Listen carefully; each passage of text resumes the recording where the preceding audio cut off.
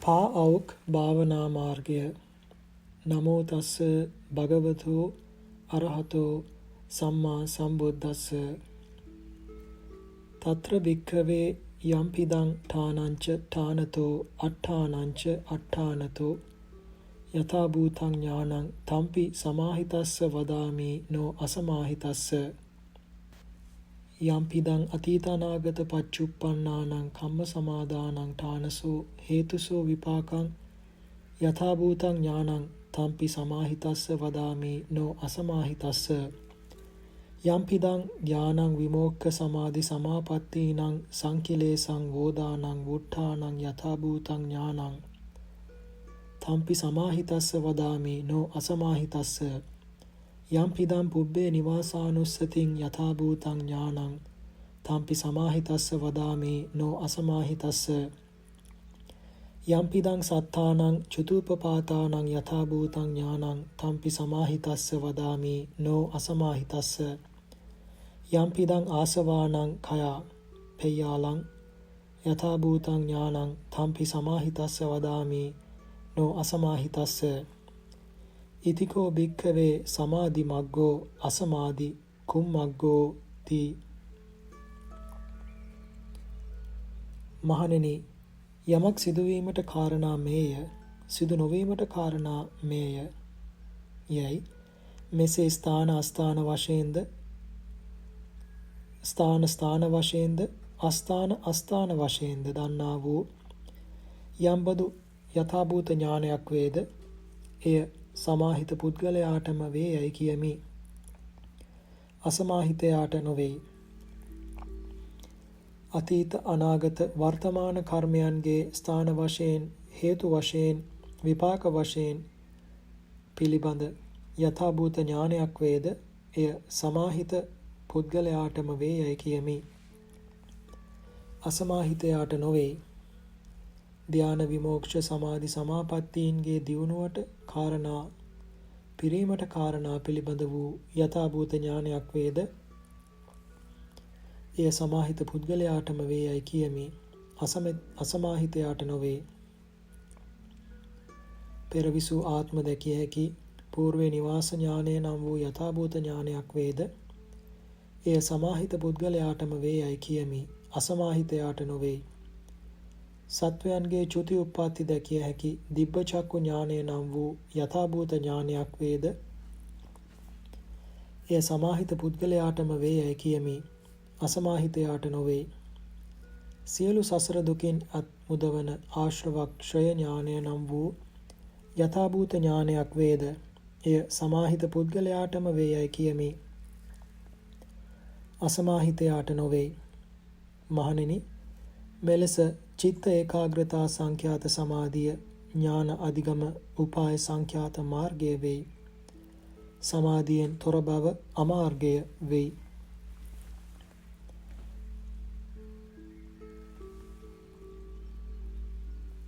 සීහනාද සුත්ත ආශ්‍රයෙන් සමාධින් භික්ඛවේ භාවේත සමාහිතෝ භික්ඛවේ භික්ඛු යථා භූතං පජානාති කිංච යථා භූතං පජානාති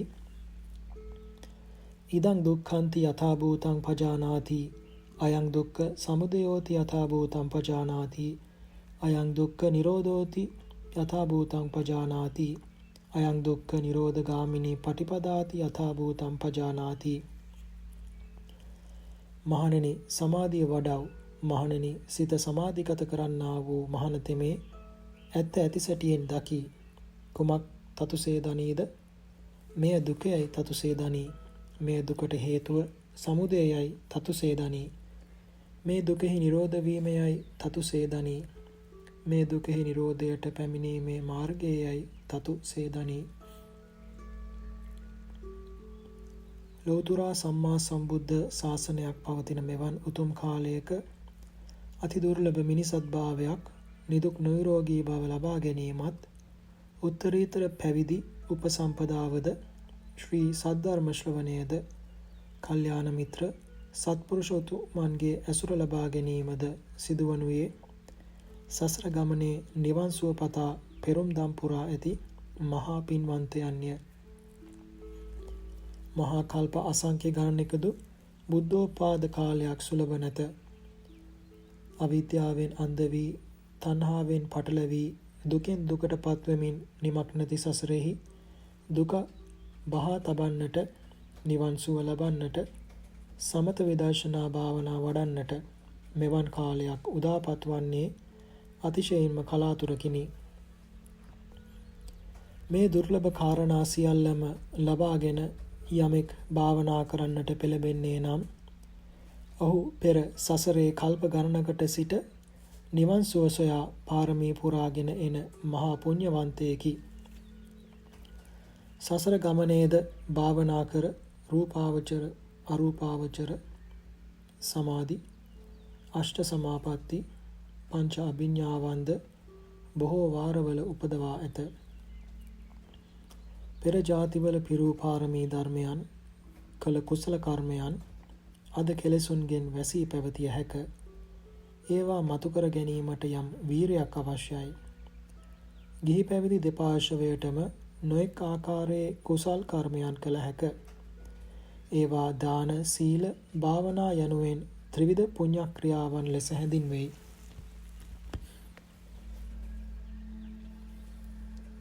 ඒවායින් උසස්ම කුසලය භාවනා කුසලයයි. බෞද්ධ භාවනාවේ මූලික පරමාර්ථය, උසස්ම ප්‍රතිඵලය වන්නේ නිවන් සුවය අවබෝධය කර ගැනීමයි. එනම් නාම රූපයන්ගේ නිරෝධයයි. ඒ සඳහා කළ යුත්තේ සමත විදර්ශනා භාවනා වැඩීමයි.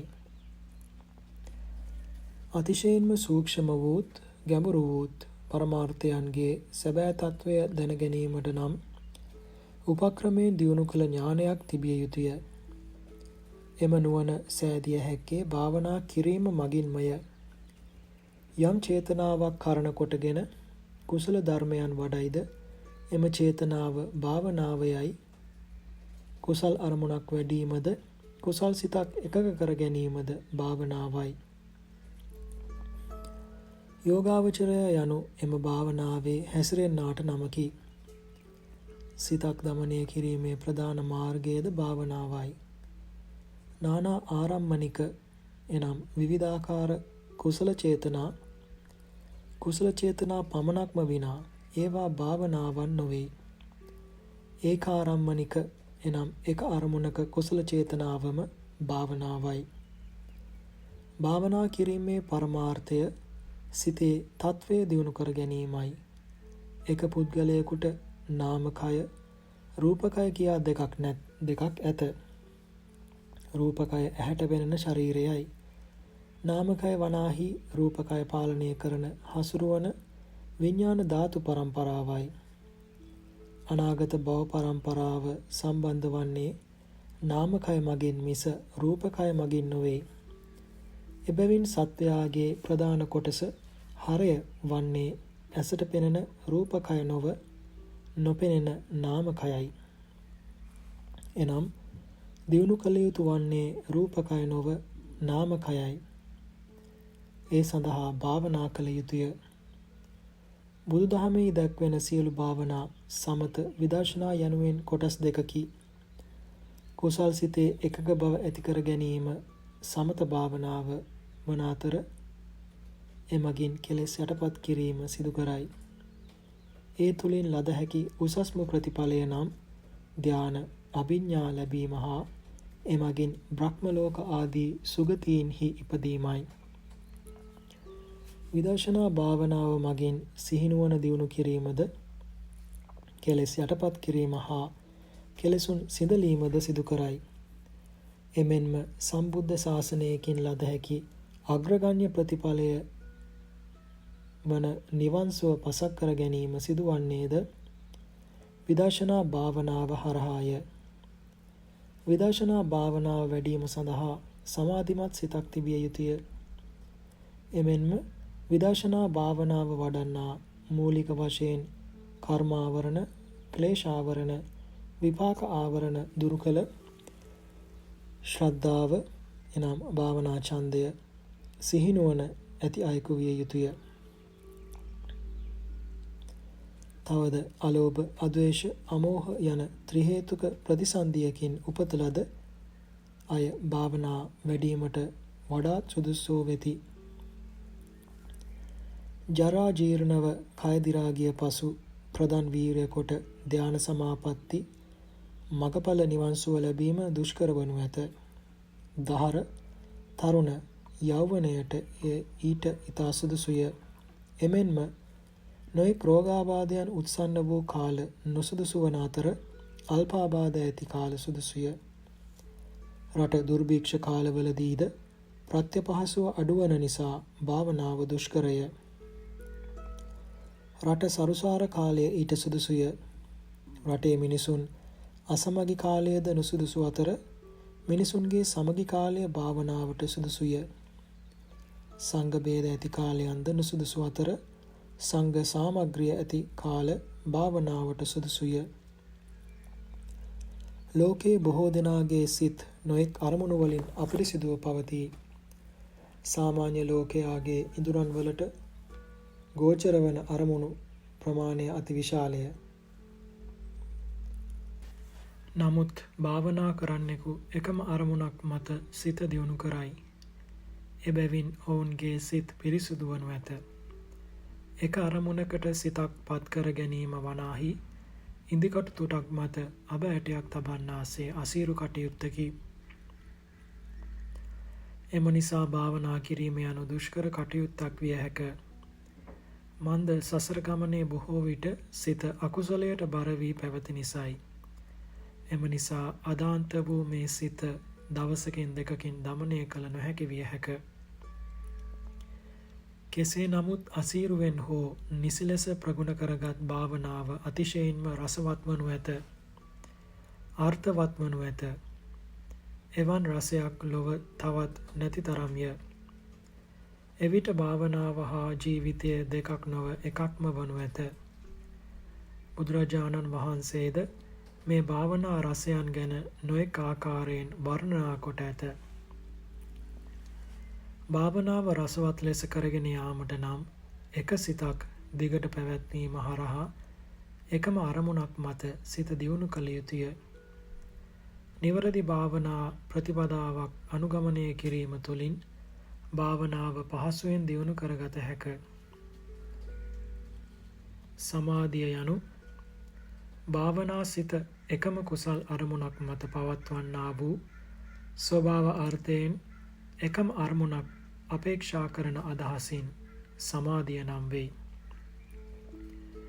භාවනා අරමුණ පංච නීවරණ ආදී කෙලෙස් වලින් නොකැලබුණු ස්වභාව අර්ථයෙන් සමාධිය නම් වෙයි.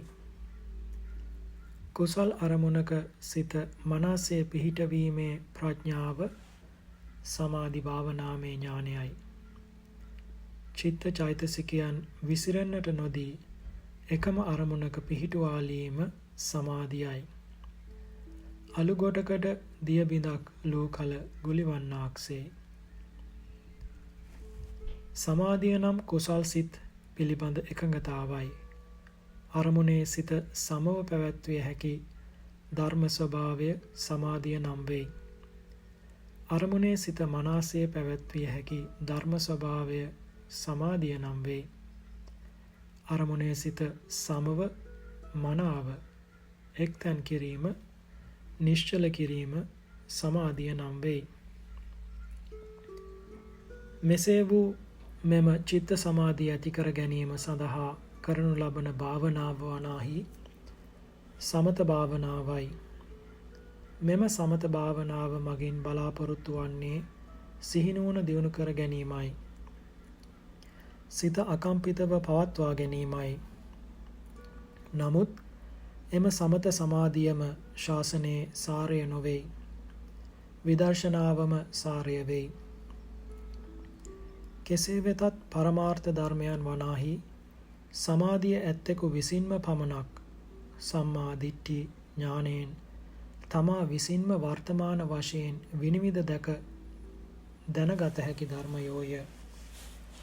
එනම් විදර්ශනාව වැඩීමට චිත්ත සමාධිය ඊටමත් ප්‍රයෝජනවත්ය. එබැවින් සමත භාවනාවද වැඩිය යුතුය.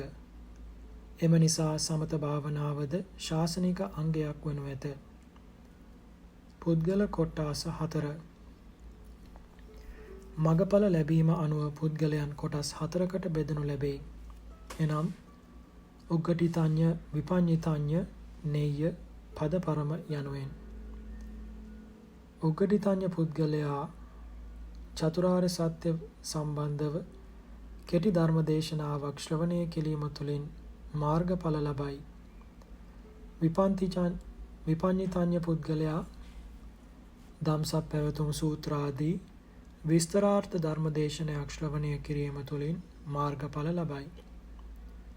නෙය්‍ය පුද්ගලයා සීල, සමාධි, ප්‍රඥා ගුණ ප්‍රතිපදා පිළිවෙලින් පූර්ණය කිරීම තුළින් මාර්ගඵල ලබයි.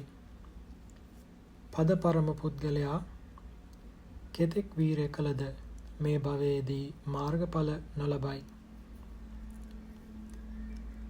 නමුත් මෙම පදපරම පුද්ගලයා භාවනාව කිරීම තුළින් රැස් කරගන්නා අපරිමිත කුසල් ශක්තිය මතු භවයකදී ඊතා පහසුවෙන් මාර්ගඵල ලැබීමට හේතු වනු ඇත.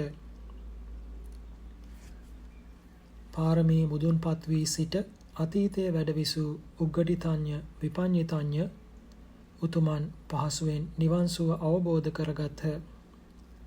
දැනට වර්තමානයේ ගුණ පුරන්නන් අතර බොහෝ විට ඉතිරිව ඇත්තේ නෙය්‍ය පුද්ගලයන්ගේ යැයි සිතිය හැක. එබැවින් සියලු දෙනාම ඇරඹූ වීරියෙන් යුක්තව සීල, සමාධි, ප්‍රඥා ගුණ පිළිවෙලින් පූර්ණය කිරීමට අදිෂ්ඨාන කරගත යුතුය.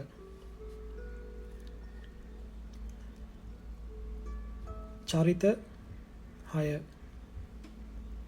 භාවනාව තුළදී සියලු පුද්ගලයන් ඔවුනොවුන්ගේ චාරිත්‍රානුකූලව කොටස් 6කට බෙදෙයි. රාග චරිතය, ද්වේෂ චරිතය, මෝහ චරිතය, විතර්ක චරිතය, ශ්‍රද්ධා චරිතය, බුද්ධි චරිතය යනුවෙන්. මෙසේ වූ ඒ චරිතයන් හඳුනා ගැනීමේ ශරීර ලක්ෂණ, ක්‍රියාකලාපයන්, හැසිරීම්, රුචිකත්ව, කටයුතු, සිතිවිලි, ආකල්ප ආදිය පිළිබඳව ඔවුනොවුන්ට සප්පාය, අසප්පාය වූ විවිධාකාර කරුණුද ඔවුනොවුන්ට ගැලපෙන කමඨහන් පිළිබඳවද මනා විස්තර විසුද්ධි මාර්ගයේ දැක්වෙයි. ගුරුතුමන්ගේ උපදෙස් මත ඒ මගින් දැනුම ලබාගෙන තම චාරිත්‍රානුකූලව අවසර ලද කමඨහනකින් භාවනා කටයුත්ත සඵල කරගත හැක. දසවිධ පලිබෝධයන්. යෝගීන් වහන්සේලාට භාවනා කරගෙන යාමේදී ඒ සඳහා බාධක ඇතිවන ආකාර 10ක් ගැන දක්වා ඇත. ඒවා දසවිධ පලිබෝධ නම් වෙයි. ඒවා නම් ආවාස පලිබෝධය, කුල පලිබෝධය, ලාභ පලිබෝධය, පිරිස් පලිබෝධය, නවකම් පලිබෝධය, දුර ගමන් පලිබෝධය, ඥාති පලිබෝධය, ආබාධ හෙවත් රෝග පලිබෝධය, ග්‍රන්ථ පලිබෝධය, 이르දි හෙවත් පෘථජන පලිබෝධය. මේවා දසවිධ පලිබෝධයන්ය. මේවායින් වෙන්ව වඩන භාවනාව ඊතා ශාන්ත ප්‍රණීත වන අතර කායික මානසික සැනසෙල්ලද ඇති වෙයි. ඇතැමුන්ට මේවා පලිබෝධ නොවන්නාසේ වැටහෙනු ඇත. භාවනාවට බාධා නොවනසේ ප්‍රවේශමෙන් යම් කටයුතුද කරගෙන යන්නට සිතනු ඇත.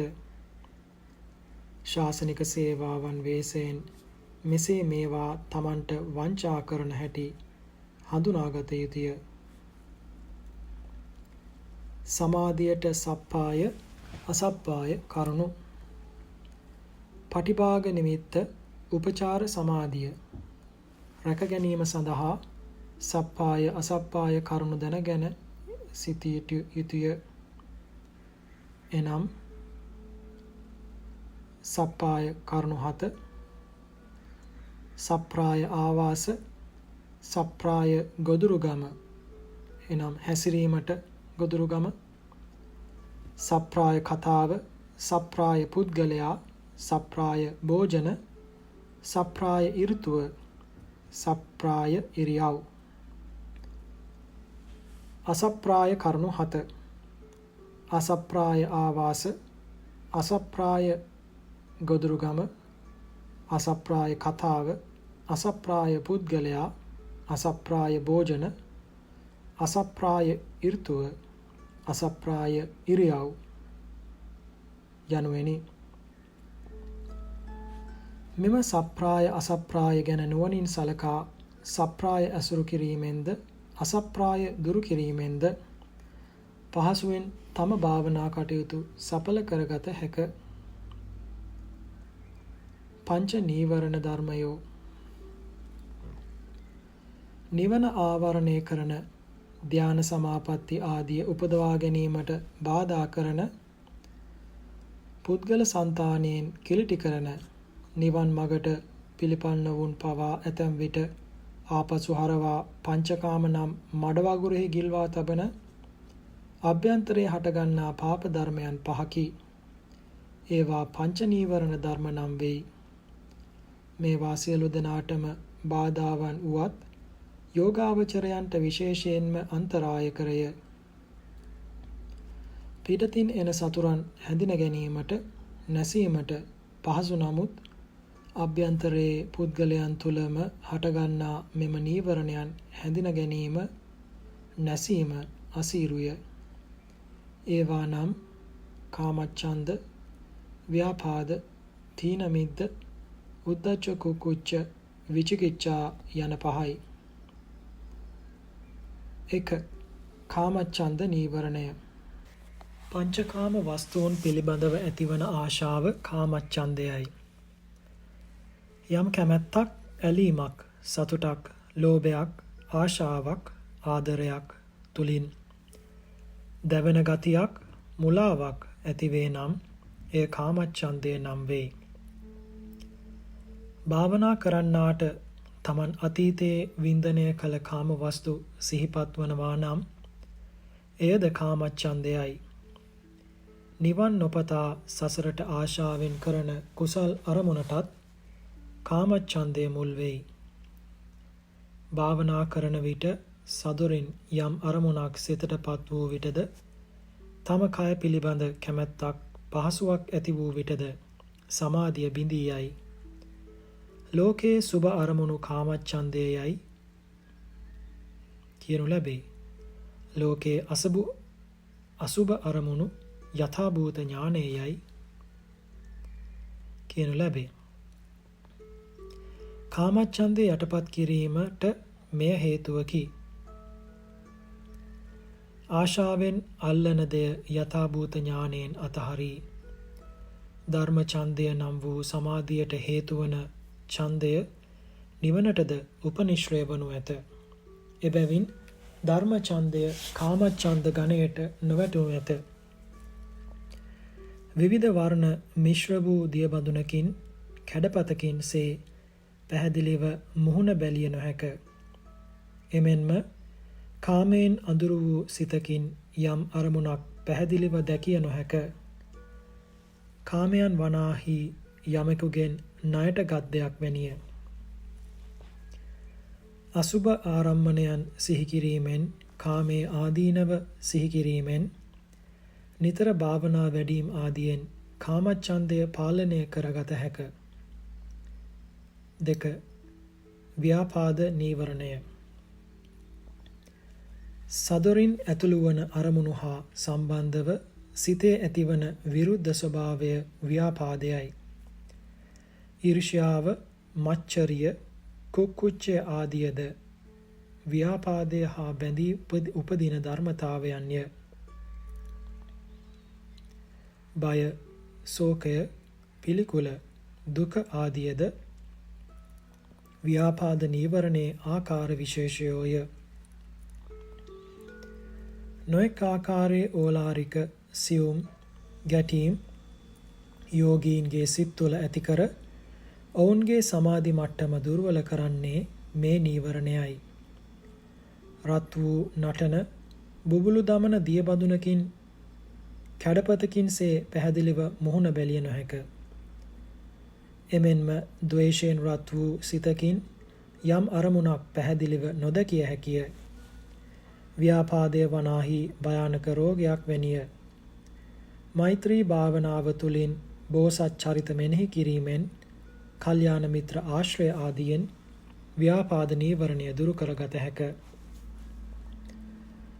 තීන මිද්ද නීවරණය. තීන මිද්ද යනු චිත්තය හා චෛතසිකය දුබල කරන, අප්‍රාණික කරන, අකර්මණ්‍ය කලන, හකුළුවන ගතියයි. මේවා චෛතසික ධර්ම දෙකක් වුවත් එක සිතක එකටම උපදිනවා මිස කිසි කලකත් වෙන වෙනම නූපදී. චිත්ත චෛතසිකයන්ගේ යම් ගිලන් බවක්, කම්මැලි බවක් යම් දෙයකට සිත යෙදිය නොහැක. පසුබට වන ගතියක් වේද, නිදි කිරණ බවක් වේද එය තීන මිද්දයයි. ශීත උෂ්ණ ආහාරපාන ආදී නොයෙක් හේතු නිසා තීන මිද්දය හටගනී. දියසෙවල් බැඳුණු දිය බැඳුනකින් කැඩපතක්සේ පැහැදිලිව මුහුණ බැලිය නොහැක. එමෙන්ම තීන මිද්දෙන් බරිත වූ සිතක් ඇති වූ විට අරමුණු පැහැදිලිව නොදකිය හැකිය. තීන මිද්ද ඇති වූ විට වනාහි කයත් සිතත් නිදහසේ ක්‍රියාත්මක කළ නොහැකි නිසා හිරගයක් වැනිය. ආලෝක සංඥා මෙනෙහි කිරීමෙන්, වීර්ය වැඩීමෙන්, කල්යාණ මිත්‍ර ආශ්‍රයෙන් තීන මිද්ද නීවරණය දුරු කරගත හැක. උද්ධච්ච කුක්කුච්ච නීවරණය. නොයෙක් හේතුන් නිසා සිතෙහි හටගන්නා නොසන්සුන්කාරී බව, පසුතැවෙන බව උද්ධච්ච කුක්කුච්ච නීවරණයයි. මේ චෛතසික ධර්ම දෙකක් වන අතර දෙකම එක්ව සිටියද වෙන වෙනමද යෝගීන්ට බාධා කරයි. උද්ධච්ච යනු සිත එක අරමුණක පවත්වන්නට ඉඩ නොදී විවිධ අරමුණු කරා සිත විසිරුවන ස්වභාවයයි. කුක්කුච්ච යනු කළ කුසල් හා නොකළ කුසල් ගැන ඇතිවන පසුතැවෙන ස්වභාවයයි. උද්ධච්චකාරී සිත අලු ගොඩකට ගලක් ගැසූ කල්මෙන් දියෙන් ගොඩලූ මාළුවෙක්සේ, සුළඟට සෙලවන කොඩියක්සේ නිතරම කැළඹිලි සහිතව නොසන්සුන්ව පවතී. සුළඟින් සෙලවෙන දිය බඳුනකින්, කැඩපතකින් මෙන් මුහුණ බැලිය නොහැක. එමෙන්ම උද්ධච්චයෙන් හා කුක්කුච්චයෙන් කම්පිත වූ සිතකින් යම් අරමුණක් පැහැදිලිව දැකිය නොහැක. උද්ධච්ච කුක්කුච්චය වනාහි යමෙකුගේ බලයට යටපත් වී පීඩාකාරීව වහල්කම් කිරීමක් වැනිය. අඛණ්ඩව භාවනා මනසිකාරයන් පැවැත්වීම, ධර්මය හැදෑරීම, සමත නිමිත්ත නිතර සිහි කිරීම, ඉන්ද්‍රිය ධර්මයන් සමකර ගැනීම ආදියෙන් මෙම නීවරණ ධර්මය පාලනය කර හැක. විචිකිච්ඡා නීවරණය. බුද්ධ ආදී අටතැන් පිළිබඳ අවිශ්වාස බව හෙවත් සැකය විචිකිච්ඡාවයි. නිසක දේ පිළිබඳ සැක ඇතිවන්නේ ඒ ගැන තමන්ට හරිහැටි නොදන්නා නිසයි. සමාධිය වඩන යෝගීන්ගේ ඉදිරි ගමන මේ නීවරණ ධර්මය මගින් වළක්වයි. මන්ද තමා භාවනාවෙන් ලැබූ හා ලැබීමට පවතින ප්‍රතිඵලයන් ගැන විශ්වාසයක් ඇති නොවන නිසයි. එම නිසා ඇතැමුන් ලැබූ සමාධීන් වලින්ද පිරිහෙයි. ඇතැමුන් මිසදිටු බවට පත්ව අපාගත වෙයි. මඩ මිශ්‍ර වූ දියබඳුනකින්, කැඩපතකින් සේ මුහුණ බැලිය නොහැක. එමෙන්ම විචිකිච්ඡාවෙන් අපවිත්‍ර වූ සිතකින් යම් අරමුණක් පැහැදිලිව නොදකිය හැක. ධර්මය මනාව හැදෑරීමෙන්, වැඩිහිටි ධර්මදර ගුරුතුමන් ඇසුරු කිරීමෙන්, රත්නත්‍රය කෙරේ ශ්‍රද්ධාව ඇති කර ගැනීමෙන් මෙම නීවරණයන් ජයගත හැක.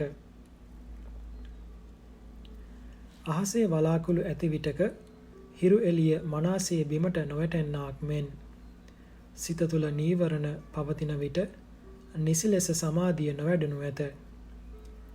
ඒ සඳහා ගන්නා උත්සාහයේදීද සිතත් කයත් වෙහෙසීමට පත්වෙයි. මෙම පංච නීවරණයන් නිසා මෙලොවදීද පරලොවදීද ලැබෙන මහා අනර්ථකාරී ආදීනව සිහිපත් කිරීමෙන්ද ඒවායින් වෙන්වීමෙන් මෙලොවින් පරලොවින් ලැබෙන මහත් අනුහස් හා ධ්‍යාන මාර්ගඵල නිවන් සුව ගැන කල්පනා කිරීමෙන්ද නීවරණයන් දුරු කළගත හැක. තවද නීවරණයෝ ධ්‍යානක්ෂණයේදී ප්‍රහීන වන ප්‍රහීන අංගයෝය. මේවා ප්‍රහීන නොවුවොත් ධ්‍යාන නූපදී. ධ්‍යානක්ෂණයේදී අන්‍ය අකුසල ධර්මයන් ඉවත් වූවත් මේ අංග පහ විශේෂයෙන්ම ධ්‍යානයන්ට අන්තරාකරය. පංච නීවරණයන් ගැන බොහෝ විස්තර වෙනත් ග්‍රන්ථයන්හි සුලභව ඇති බැවින් මෙහිදී දීර්ඝව විස්තර කර නැත. ඒවා සම්බන්ධ හාත්පස කරුණු බාහිරින් සොයා බලාගෙන දැනගෙන මෙම නීවරණ මැඩලීමට උත්සාහ කළ යුතුය. චතු සම්පජඤ්ඤෝ භාවනා කරන යෝගීන් වහන්සේ වංචක ධර්මයන්ට හසු නොවී සිහිනුවන දියුණු කර ගැනීමට උපකාරී වන කාරණා 4ක් ඇත. එනම් 1. සාත්තක සම්පජඤ්ඤ 2. සප්පාය සම්පජඤ්ඤ 3. ගෝචර සම්පජඤ්ඤ 4. අසම්මෝහ සම්පජඤ්ඤ. සාත්තක සම්පජඤ්ඤ භාවනා කරන විට පර්යංකයෙන් හෝ ඉරියව්වෙන් නැගිට යාමට සිත් වෙයි. එවිට එම යාම තුලින් ඇතිවන ප්‍රයෝජන හෝ නිෂ්ප්‍රයෝජන ගැන මනා සිහිනුවණින් විමසීම සාත්තක සම්පජඤ්ඤයි. සිතුණු පමණින් ක්‍රියාත්මක නොවි භාවනාවෙන් නැගිට නොගොස් එහිම සිට ඉහතකී සාත්තක සම්පජඤ්ඤය මෙනෙහි කළ යුතුය. එවිට යාමෙන් පාඩුවක්ම වේ නම් භාවනාවම කළ යුතුය. එමගින් අදිෂ්ඨාන ශක්තියද දියුණු වනු ඇත. 2. සප්පාය සම්පජඤ්ඤ මෙහිදී නැගිට යාමෙන් යම් ප්‍රයෝජනයක් වේ නම් ඒ බව සලකා බැලීම සප්පාය සම්පජඤ්ඤයි. පිටවී යාම තමන්ට සප්පාය නම් කැපසරුප් නම් සුදුසු නම් සිහිනුවණින් සලකා ඊට කාලය යෙදිය යුතුය. ගෝචර සම්පජඤ්ඤ භාවනා කරන කාලයේ දිගටම කමඨහණේම සිත තබා ගැනීමට අවශ්‍ය කරන විමසුම් නුවණ ගෝචර සම්පජඤ්ඤයි. මෙහිදී සතර ඉරියව්වෙදීම අත නොහැර භාවනා මනසිකාරයේහි සිහිනුවණින් යෙදීම සිදු වෙයි. අසම්මෝහ සම්පජඤ්ඤ සාමාන්‍ය කටයුතු වලදී ඉරියව් පැවැත්වීමේදී මුලා නොවි සිහිය යෙදවීම අසම්මෝහ සම්පජඤ්ඤයි. එනම් තමන්ට ලැබෙන සියලුම අරමුණු නාම රූප ස්කන්ධ ආයතන ධාතු වශයෙන් ත්‍රිලක්ෂණ ආකාර විදර්ශනාවට නැංවීමයි. යම් ක්‍රියාවක් පැවැත්වීමේදී මෙසේ සතර ආකාරයටම ප්‍රඥාවෙන් මෙනෙහි කිරීම චතු සම්පජඤ්ඤ නම් වෙයි. යමෙක් මෙහි මනා ලෙස නිරත වන්නේ නම් තමන් බලාපොරොත්තු වන භාවනා ඉලක්කයන් ඉක්මනින් පහසුවෙන් සලසා ගත හැකි වනු ඇත. මේ කාරණා 4 වනාහි භාවනාවම ප්‍රධාන කොට සකසා ඇති බව සැලකිය යුතුය. පංච ඉන්ද්‍රිය ධර්ම යෝගාවචරයන්ගේ චිත්ත ප්‍රවාහය නිවන වෙත ගෙන යන්නා වූ සමත විදර්ශනා මාර්ගයන්ගේ සිත පිටතට නොපෙරළී ආරක්ෂාවක් ලබා දෙන්නා වූ බල හා ඉන්ද්‍රිය 5ක් ඇත. ඒවා සද්ධා, විරිය, සති, සමාධි, ප්‍රඥා වෙයි.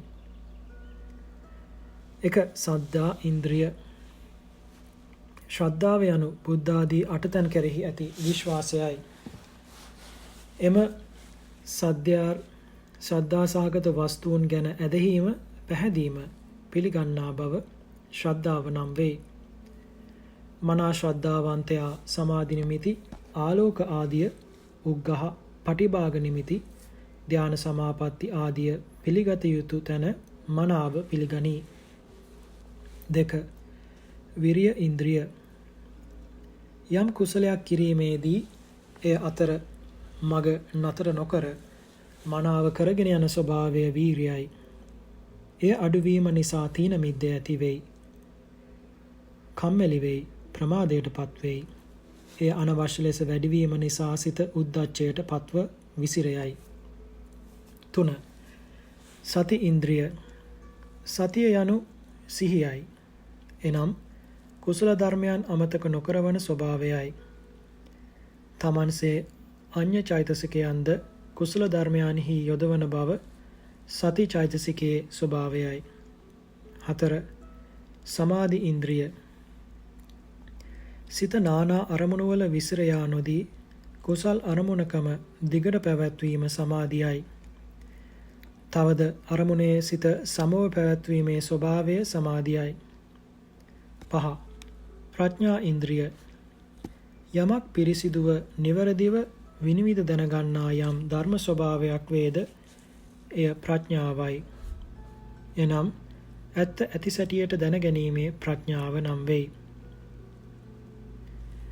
මෙහිදී ශ්‍රද්ධාව හා ප්‍රඥාව යන දෙදෙනාම සම කළ ගත යුතුය. මන්ද යමෙකුගේ ප්‍රඥාව අඩු වී ශ්‍රද්ධාව වැඩි වූ විට ඔහු අස්ථානයේ නොපැහැදිය යුතු තැන්වල පහදින්නෙක් වෙයි.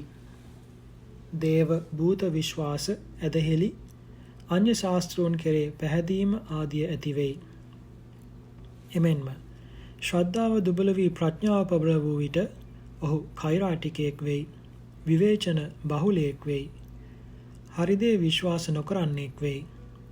බෙහෙත් ගැනීම හේතුවෙන්ම රෝගී වූවෙකු සුව කිරීමට දුෂ්කරසේ මේ පුද්ගලයාටද මඟ පෙන්වීමට දුෂ්කර වනු ඇත.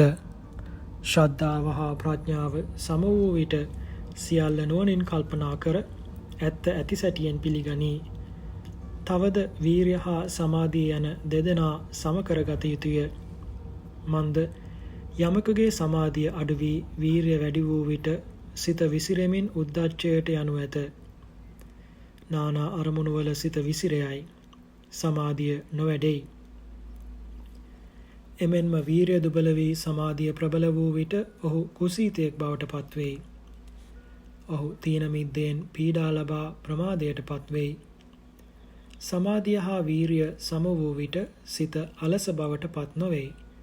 එමෙන්ම සිත නොවිසරී පහසුවෙන් අර්පණා සමාධිය ආදියද උපදවාගත හැකිවනු ඇත.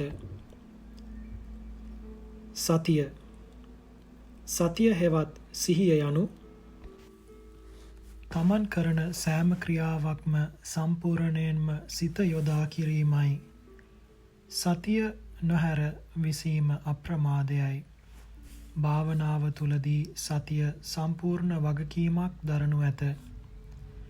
සතිය වනාහි සෑම විටම බලවත්ව තිබිය යුතුය. ශ්‍රද්ධාව හා ප්‍රඥාව සමතුලිත කිරීමටද වීරිය හා සමාධිය සමතුලිත කිරීමටද සතිය තිබිය යුතුය. සෑම ව්‍යංජනයකටම ලුණු අවශ්‍ය වන්නාසේම සෑම කමටහනක් සඳහාම සතිය අවශ්‍ය වේ. සතිය විසින් භාවනා අරමුණු නොපෙනී යා නොදී රැකබලා ගනී. සිත විවිධාකාර කෙලෙස් අරමුණු වලට මුලා වී යන විට භාවනා අරමුණ මතක් කරදී එහි සිත පිහිටුවීම සතියේ ස්වභාවයයි. සතිය නොමැතිව කිසිදු විශේෂ හෝ අතිවිශේෂ තත්වයකට පත්විය නොහැක. භාවනා අරමුණත් යෝගී මනසත් ආරක්ෂා කරන බලවේගය වන්නේද සතියයි. තම දෛනික කටයුතු සියල්ලක්ම ඊතා සංවරව හිමිහිට කලබල නොවී සිදු කිරීමෙන් ඒ තුල නිතර සතිය යෙදවිය හැක. හිමෙන් වැඩ කිරීමේදී සෑම ඉරියව්වකදීම සිහිනුවන විසිය හැක. සිහිනුවනින් විසිය හැක. කලබල වීම යෝගී ජීවිතයට නොගැලපෙන්නකි. නමුත් හිමිහිට වැඩ කළ පමණින්ම සතිය පිහිටන්නේ නොවේ. උත්සාහයෙන්ම සතිය යෙදවිය යුතුය. ඉක්මනින් කටයුතු කළත් ඒ තුළ මනාව සතිය පිහිටුවිය හැකි නම් ඊට සමත් වේ නම් එහිදීද සතිය වැඩෙයි. හිමෙන් කටයුතු කළත් ඒ තුළ සතිය මනාව නොපිහිටයි නම් එහිදී ඔහුට සතිය මනාව නොවැඩුණු ඇත. මුලදී සතිය පිහිටුවීම උත්සාහයෙන්ම කළත් එය පුරුදු වූ විට විශේෂ උත්සාහයක් නැතිවම ඉබේම වාගේ තමන්ට හුරු වෙයි. එවිට සෑම කටයුත්තකම සිහියෙන් සිදු වෙයි. සිත පිට නොයනු ඇත. එය සාමාන්‍ය සරල දෙයක් වනු ඇත. මේ තත්වයට දියුණු වීමට විශේෂයෙන්ම අවශ්‍ය වන්නේ සතියේ අඛණ්ඩ පැවැත්වීමයි. සෑම ක්‍රියාවක්ම සිහියෙන්ම කරන විට තමන්ගේ සියලු ක්‍රියා එක රටාවකට එක මට්ටමකට පවතී. ඒ අනුව සිතේ පැවැත්මද ඒකාකාරව දියුණු වෙයි. එබැවින් සෑම දෙනා විසින්ම බුදුරජාණන් වහන්සේ මහා සතිපට්ඨාන සූත්‍රයේදී දේශනා කළ ආකාරයට සෑම ඉරියාපත සම්පජඤ්ඤ පබ්බවල දැක්වෙන අවස්ථාවකදීම මනා සිහිනුවණින් යුක්තව කටයුතු කිරීමට අදිෂ්ඨාන කරගත යුතුය. එය මාර්ග ඵල නිවන් සුව පිණිසම හේතු වෙයි. සප්ත බොජ්ජංග ධර්මයන් සම කිරීම. බෝධි නම් වූ ආර්ය මාර්ග ඥානය ලබා ගැනීමට හේතු වන කරුණු 7ක් දැක්වෙයි. ඒවා සප්ත බොද්ධංග ධර්ම නම් වෙයි. එනම් සති සම්බොජ්ජංග, ධම්ම විචය සම්බොජ්ජංග, විරිය සම්බොජ්ජංග, ප්‍රීති සම්බොජ්ජංග, පස්සද්ධි සම්බොජ්ජංග, සමාධි සම්බොජ්ජංග, උපේක්ඛා සම්බොජ්ජංගය යනුවෙනි.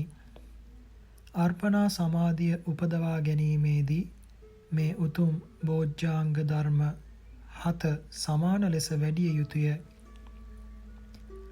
වීරිය අධික ලෙස දුර්වල වූ විට භාවනාසිත කමඨහන් අරමුණේ පසුබසී පිරිහි යන්නේය.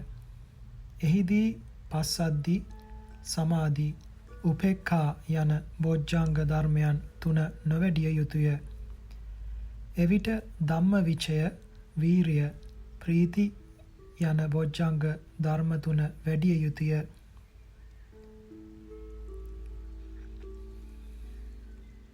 එමගින් ලීන වූ සිත ඔසවා තැබීමක් වෙයි. භාවනාවේදී අධික උත්සාහය නිසා වීරිය අධික වුවහොත් සිත උද්දච්චයට පත්වෙයි, නොසන්සුන් වෙයි.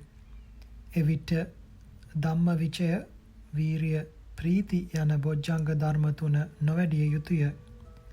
පස්සද්ධි, සමාධි, උපේක්ඛා යන බොජ්ජංග ධර්ම 3 වැඩිය යුතුය.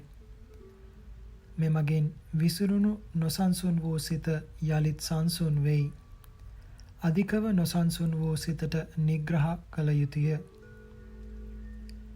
ධ්‍යාන අධිෂ්ඨාන කිරීමට පෙර පටිභාග නිමිත්තේදීම පංච ඉන්ද්‍රියන් හා සප්ත බොජ්ජාංගයන් ගැන දැනගෙන ඒවා සමබවට පත් කර ගත යුතුය.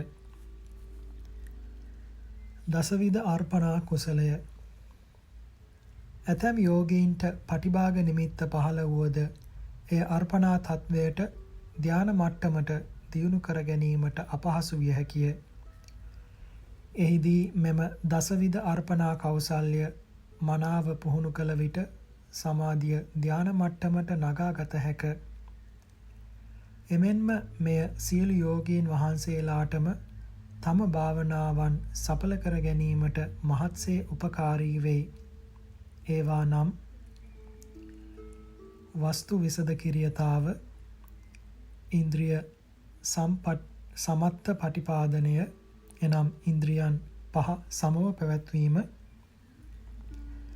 නිමිත්ත කෞශල්‍ය, සිතට පග්‍රහ කළ යුතු තැන පග්‍රහ කිරීම, සිතට නිග්‍රහ කළ යුතු තැන නිග්‍රහ කිරීම, සිත සතුටු කළ යුතු තැන සතුටු කිරීම, සිත උපේක්ෂා කළ යුතු තැන උපේක්ෂා කිරීම, අසමාහිත පුද්ගලයන් වර්ජනය කිරීම, සමාහිත පුද්ගලයන් සේවනය කිරීම,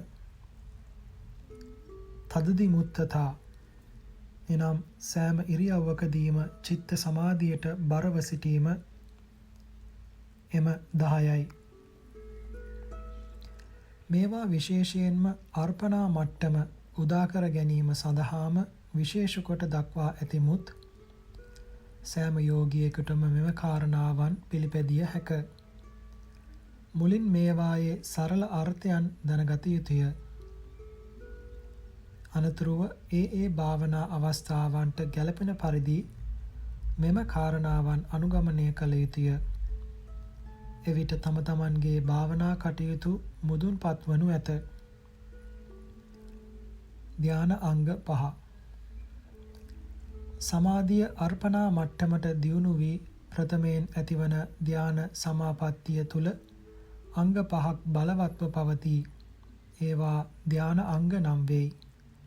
එනම්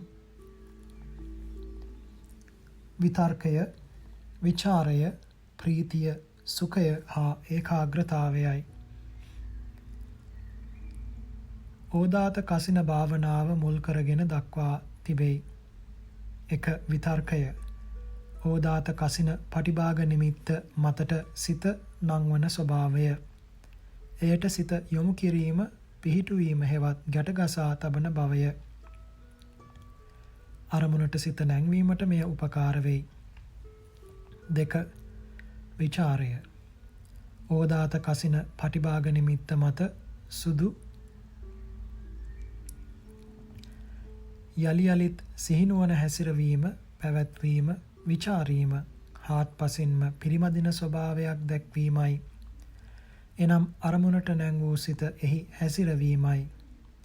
මෙය මගින් අරමුණේ හැටි හිතට වඩා වටහා දෙයි. 3. ප්‍රීතිය. ඕදාත කසින පටිභාග නිමිත්ත මත සිත ප්‍රමෝදයට පත් කරවන බවය. එයට කැමැති වන ස්වභාවයය. නිමිත්ත හේතුවෙන් ලබන ප්‍රීතියයි. එනම් පටිභාග නිමිත්ත පිරිමැදීම නිසා එහි සිත ප්‍රමෝදයට පත්වීමයි. 4. සුඛය. ඕදාත කසින පටිභාග නිමිත්තේ රසය සුවසේ අත්විඳින බවය. එය අත්දැකීමයි. ප්‍රසන්න හැඟුමින් සතුටු වීමයි. අරමුණේ සැපවත් වීමයි. 5. ඒකාග්‍රතාව හෙවත් එකඟ බව, ශාන්ත බව. ඕදාත කසින පටිභාග නිමිත්ත තුලටම සිත කිඳා බැස එහි සිත ශාන්තව සිටින ස්වභාවයයි. සම්පූර්ණයෙන්ම සිතේ එකඟ බවයි, තහවුරු බවයි. විතර්ක අරමුණට සිත නැංවීමද, විචාරය අරමුණේ සිත හැසිරවීමද, ප්‍රීතිය අරමුණු කෙරේ සිත ප්‍රමෝදමත් කිරීමද, සුඛය අරමුණේ රස විඳීමද, ඒකාග්‍රතාවය අරමුණේ සිත ශාන්තව තැන්පත් කිරීමද සිදු කරයි. විතර්ක ආදී මේ එක එකට ධ්‍යාන අංගයයි කියනු ලැබේ. එම ධ්‍යාන අංග සමූහයට ධ්‍යාන යයි කියනු ලැබේ. මල බැඳුණු ලෝහ තලියක් එක් අතකින් තරයේ අල්ලාගෙන අනිත් අතින් බොරුසුවකින් පිරිමැදී එවිට ටිකකින් එම මල ඉවත් වී තලිය දිදුලන බවට පත්වෙයි. තදින් අල්ලාගත් අත විතර්කය ලෙසත්, බොරුසුව ගත් අතින් ඇතිල්ලීම විචාරය ලෙසත් සලකන්න. තලිය දිදුලන බවට පත්වීම පරිකර්ම කිරීමෙන් සිතේ ආලෝක නිමිති පහළවීම හා සමානය. කවකටුවක එක් තුඩක් කේන්ද්‍රය ලෙස සවිකර පැන්සල සහිත අනෙක් පැත්ත වටේට කරකැවීමෙන් මනාව වෘතයක් ඇඳගත හැක. මෙහි කේන්ද්‍රයට ශක්තිමත්ව නොසෙල්වෙන්න සවිකරන තුඩ විතර්කය ලෙසද, පැන්සල සහිත වටේට කැරකෙන අනිත් පැත්ත විචාරය ලෙසද සලකන්න. අරමුණේම සිත පිහිටුවා බුරුල්වීමට ගැලවීමට නොදී සවිකරනුයේ විතර්කය මගිනි. අරමුණ පිළිබඳව ප්‍රීතිය ඇති වූ විට භාවනා කිරීමේ කැමැත්ත ශක්තිය වඩා ප්‍රබල වෙයි. ඒ සමගම සුඛ ඒකාග්‍රතාවයන්ද ඇති වූ විට ධාන චිත්තය ස්ථාවර වෙයි. ඒ ධානාංගයන් මගින් ඒ නීවරණ ධර්මයන් දවාලනු ඇත. එනම් විතර්කය මගින් තීන මිද්දය දවාලයි, විචාරය මගින් විචිකිච්ඡාව දවාලයි, ප්‍රීතිය මගින් ව්‍යාපාදය දවාලයි, සුඛය මගින් උද්ධච්ච කුක්කුච්චය දවාලයි, ඒකාග්‍රතාවය මගින් කාමච්ඡන්දය දවාලයි. මේ ඒ ධානාංගයන්ට විරුද්ධ නීවරණ ධර්මයන්ය. පංච වසීභාව ධානලාභියා විසින් ලැබූ ධාන ස්ථීර භාවයට පත්කර ගැනීමට කළ යුතු කටයුතු රාශිය වසීභාව පුහුණුවයි. එනම් ධානාංග ආදියේ රිසිසේ යටත් කොටගෙන පවත්වන්නට සමත් බවයි. යතුරු පැදියක් පැදවීමට මනාව හුරු කරගත් දක්ෂ රියදුරෙකු එය කිසි අනතුරක් නැතිව නොඑක් ආකාරයට සිත් ගන්නා ආකාරයට පැදවීමට යලි යලිත් හුරු කරගනී. එමෙන්ම යෝගීන් වහන්සේද යලි යලිත් ධානයන්ට සමවැදී දක්ෂ ලෙස ධානයන් පංච වසීභාවයට පත් කරගෙන එය මනාව තහවුරු කරගත යුතුය. පංච වසීභාවයන් නම් 1. ආවජ්ජන වසීය ධානයකට සමවැදී ඉන් නැගී සිටීම. එනම් මනෝද්වාර වජ්ජනයෙන් එහි ධානාංග ආවර්ජනා කළ බැලීමේ ඇති හැකියාවයි දැනගත හැකි බවයි. 2. සමාපජ්ජන වසීය කැමති ඕනෑම වේලාවකදී ධානයට සමවැදීමේ ඇති හැකියාවයි. 3. අදිඨාන වසීය ධානයකට සමවැදී සිටීමට අදිෂ්ඨාන කළ මුළු කාලයම එම ධානයට සමවැදී සිටීමේ ඇති හැකියාවයි. මෙතරම් කාලයක් මෙම ධානයේ සිටීමවා යයි අදිෂ්ඨාන කර එම කාලයම සිටිය හැකි බවයි. 4. වුට්ඨාන වසීය ධානයෙන් නැගී සිටීමට අදිෂ්ඨාන කරගත් මොහොතේදීම ධානයෙන් නැගී සිටීමේ ඇති හැකියාවයි. 5. පච්චවෙක්කන වසීය ධානාංග මනාව රිසිසේ සම්මර්ෂණය කිරීමේ ඇති හැකියාවයි. මෙය ආවර්ජන වසීය හා සම්බන්ධය. වෙනස නම් ආවර්ජන වසීයට වඩා මෙහිදී ධානාංග ප්‍රබලව හඳුනා ගනී. එක් එක් ධානාංගයේ කෘත්‍ය වශයෙන් වෙන්වෙන්ව වටහා ගනී. එනම් විතර්කය සිත අරමුණට නැංවීමේ කෘත්‍ය, විචාරය සිත අරමුණේ හැසිරවීමේ කෘත්‍ය, 3. ප්‍රීතිය සිත පිනවීමේ කෘත්‍ය, 4. සුඛය එමගින් කායික මානසික සතුට ඇති කිරීම, ඒකාග්‍රතාව සිත අරමුණේ නතර කරවන කෘත්‍ය යනුවෙන් එකිනෙක සම්මර්ෂණය කිරීමේ ඇති හැකියාවයි. තමන් ලබා ගන්නා වූ ඒ ධානයෙන් මෙම වසීතාව පහ මගින් මෙම වසීභාව පහ මගින් පුරුදු කරගත යුතුය. එවිට ඒවා ප්‍රබල සමාපatti බවට පත්වෙයි. ධානලත් යෝගී තෙමේ මා විසින් මේ භෝජන වළඳා මෙබඳු අය ඇසුරු කර මෙවන් ඉරියව් පවත්වා මෙවන් ඍතු සප්‍රායන් ලබා මේ ධාන ලදිමි යයි සලකා සෙසු සමාධීන්ටද එම සප්‍රායන් උපයෝගී කරගත හැක.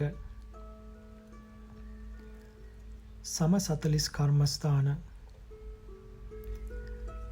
බුදු දහමේ භාවනාව ප්‍රධාන වශයෙන් කොටස් දෙකකට බෙදෙයි. එනම් සමත හා විදර්ශනා භාවනාවයි. සමත භාවනාව යනු චිත්ත චෛතසිකයන් විසිරෙන්නට නොදී එක අරමුණක තැබීමට කරනු ලබන භාවනාවයි. එනම් කුසල් සිත් පිළිබඳ එකඟතාව ඇති කර ගැනීමයි. සමත භාවනාව වැඩිම සඳහා අරමුණු 40ක් දේශනා කර ඇත. එනම් කසින භාවනා 10, පඨවි, ආපෝ, තේජෝ, වායෝ, නීල, පීත, ලෝහිත, ඕදාත, ආලෝක, ආකාශ යන කසින භාවනා 10, අසුභ භාවනා 10, උද්දුමාතක, විනීලක, විපුබ්බක, විච්ඡේදික, වික්ඛායිතක, වික්ඛිත්තක, හත වික්ඛිත්තක, ලෝහිතක, පුලවක, අට්ඨික යන අසුභ භාවනා 10, අනුස්සති 10, බුද්ධානුස්සති, ධම්මානුස්සති, සංඝානුස්සති, සීලානුස්සති, ඡාගානුස්සති, දේවතානුස්සති, උපසමානුස්සති, මරණානුස්සති, කායගත සති, ආනාපාන සති යන අනුස්සති 10, සතර බ්‍රහ්ම විහරණ, මෙත්තා, කරුණා, මුදිතා, උපේක්ඛා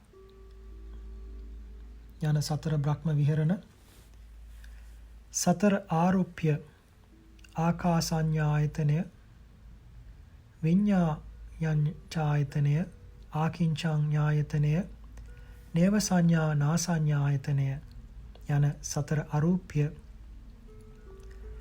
ආහාරේ පටික්කුල සංඥාව එනම් ශරීරයේ යැපීමට ගන්නා කබලින්කාර ආහාරයේ පිළිකුල් බව සිහි කිරීම, චතු ධාතු වවත්තානය එනම් ජීව අජීවී සියල්ල පඨවි, ආපෝ, තේජෝ, වායෝ යන ධාතු කොටස් 4කට බෙදා බැලීම ආදී වශයෙන් සමත භාවනාවේ කොටස් 40කි. මේ හැම කර්මස්ථානයකින්ම හැම ධානයක්ම නොලද හැක. ඒ කර්මස්ථාන මගින් ඒ සමාධි මට්ටම් පමණක් ලද හැක. ඒ භාවනා ක්‍රම පවතින නොපවතින තැන් භූමිතල වශයෙන් වෙන් කරනු ලැබේ. එනම් සදව ලෝකයන්ගේ දස අසුභය, කායගත සතිය, ආහාර පටික්කුලේ සංඥාව යන මේ භාවනා ක්‍රම 12 නැත. සදවලොව නැති එම භාවනා ක්‍රම 12 හා ආනාපානසති භාවනාව බ්‍රහ්ම ලෝකයේහි නැත. අරූප්‍ය ලෝකයන්ගේ අරූප කර්මස්ථාන හැර වෙන කිසිවක් නැත. මනුෂ්‍ය ලෝකයේ සම 40 කර්මස්ථානයන්ම පවතී. සියලු ධ්‍යාන සමාපatti, විදර්ශනා ඥාන සහිත මගඵල නිවන් සුව අවබෝධය පිණිස පවතින සෑම කර්මස්ථානයක්ම මනුෂ්‍ය ලෝකයේ ඇත. තවද ආදි කම්මිකයාට ගත නොහැකි සමාධි මට්ටම් කීපයක්ද පවතී. එනම් උපේක්ෂා බ්‍රහ්ම විහරණය හා අරූප සමාපatti පළමු කොට වැඩිය නොහැක. මෙත්තා, කරුණා, මුදිතා යන බ්‍රහ්ම විහරණ නොවඩා උපේක්ෂා බ්‍රහ්ම විහරණය වැඩිය නොහැක. රූපාවචර ධ්‍යාන 4 නොවඩා අරූප සමාපatti නොලද හැක. භාවනා කිරීම සඳහා මුලින්ම ඔබ ඊට සුදුසු ප්‍රදේශයක් තෝරාගත යුතුය.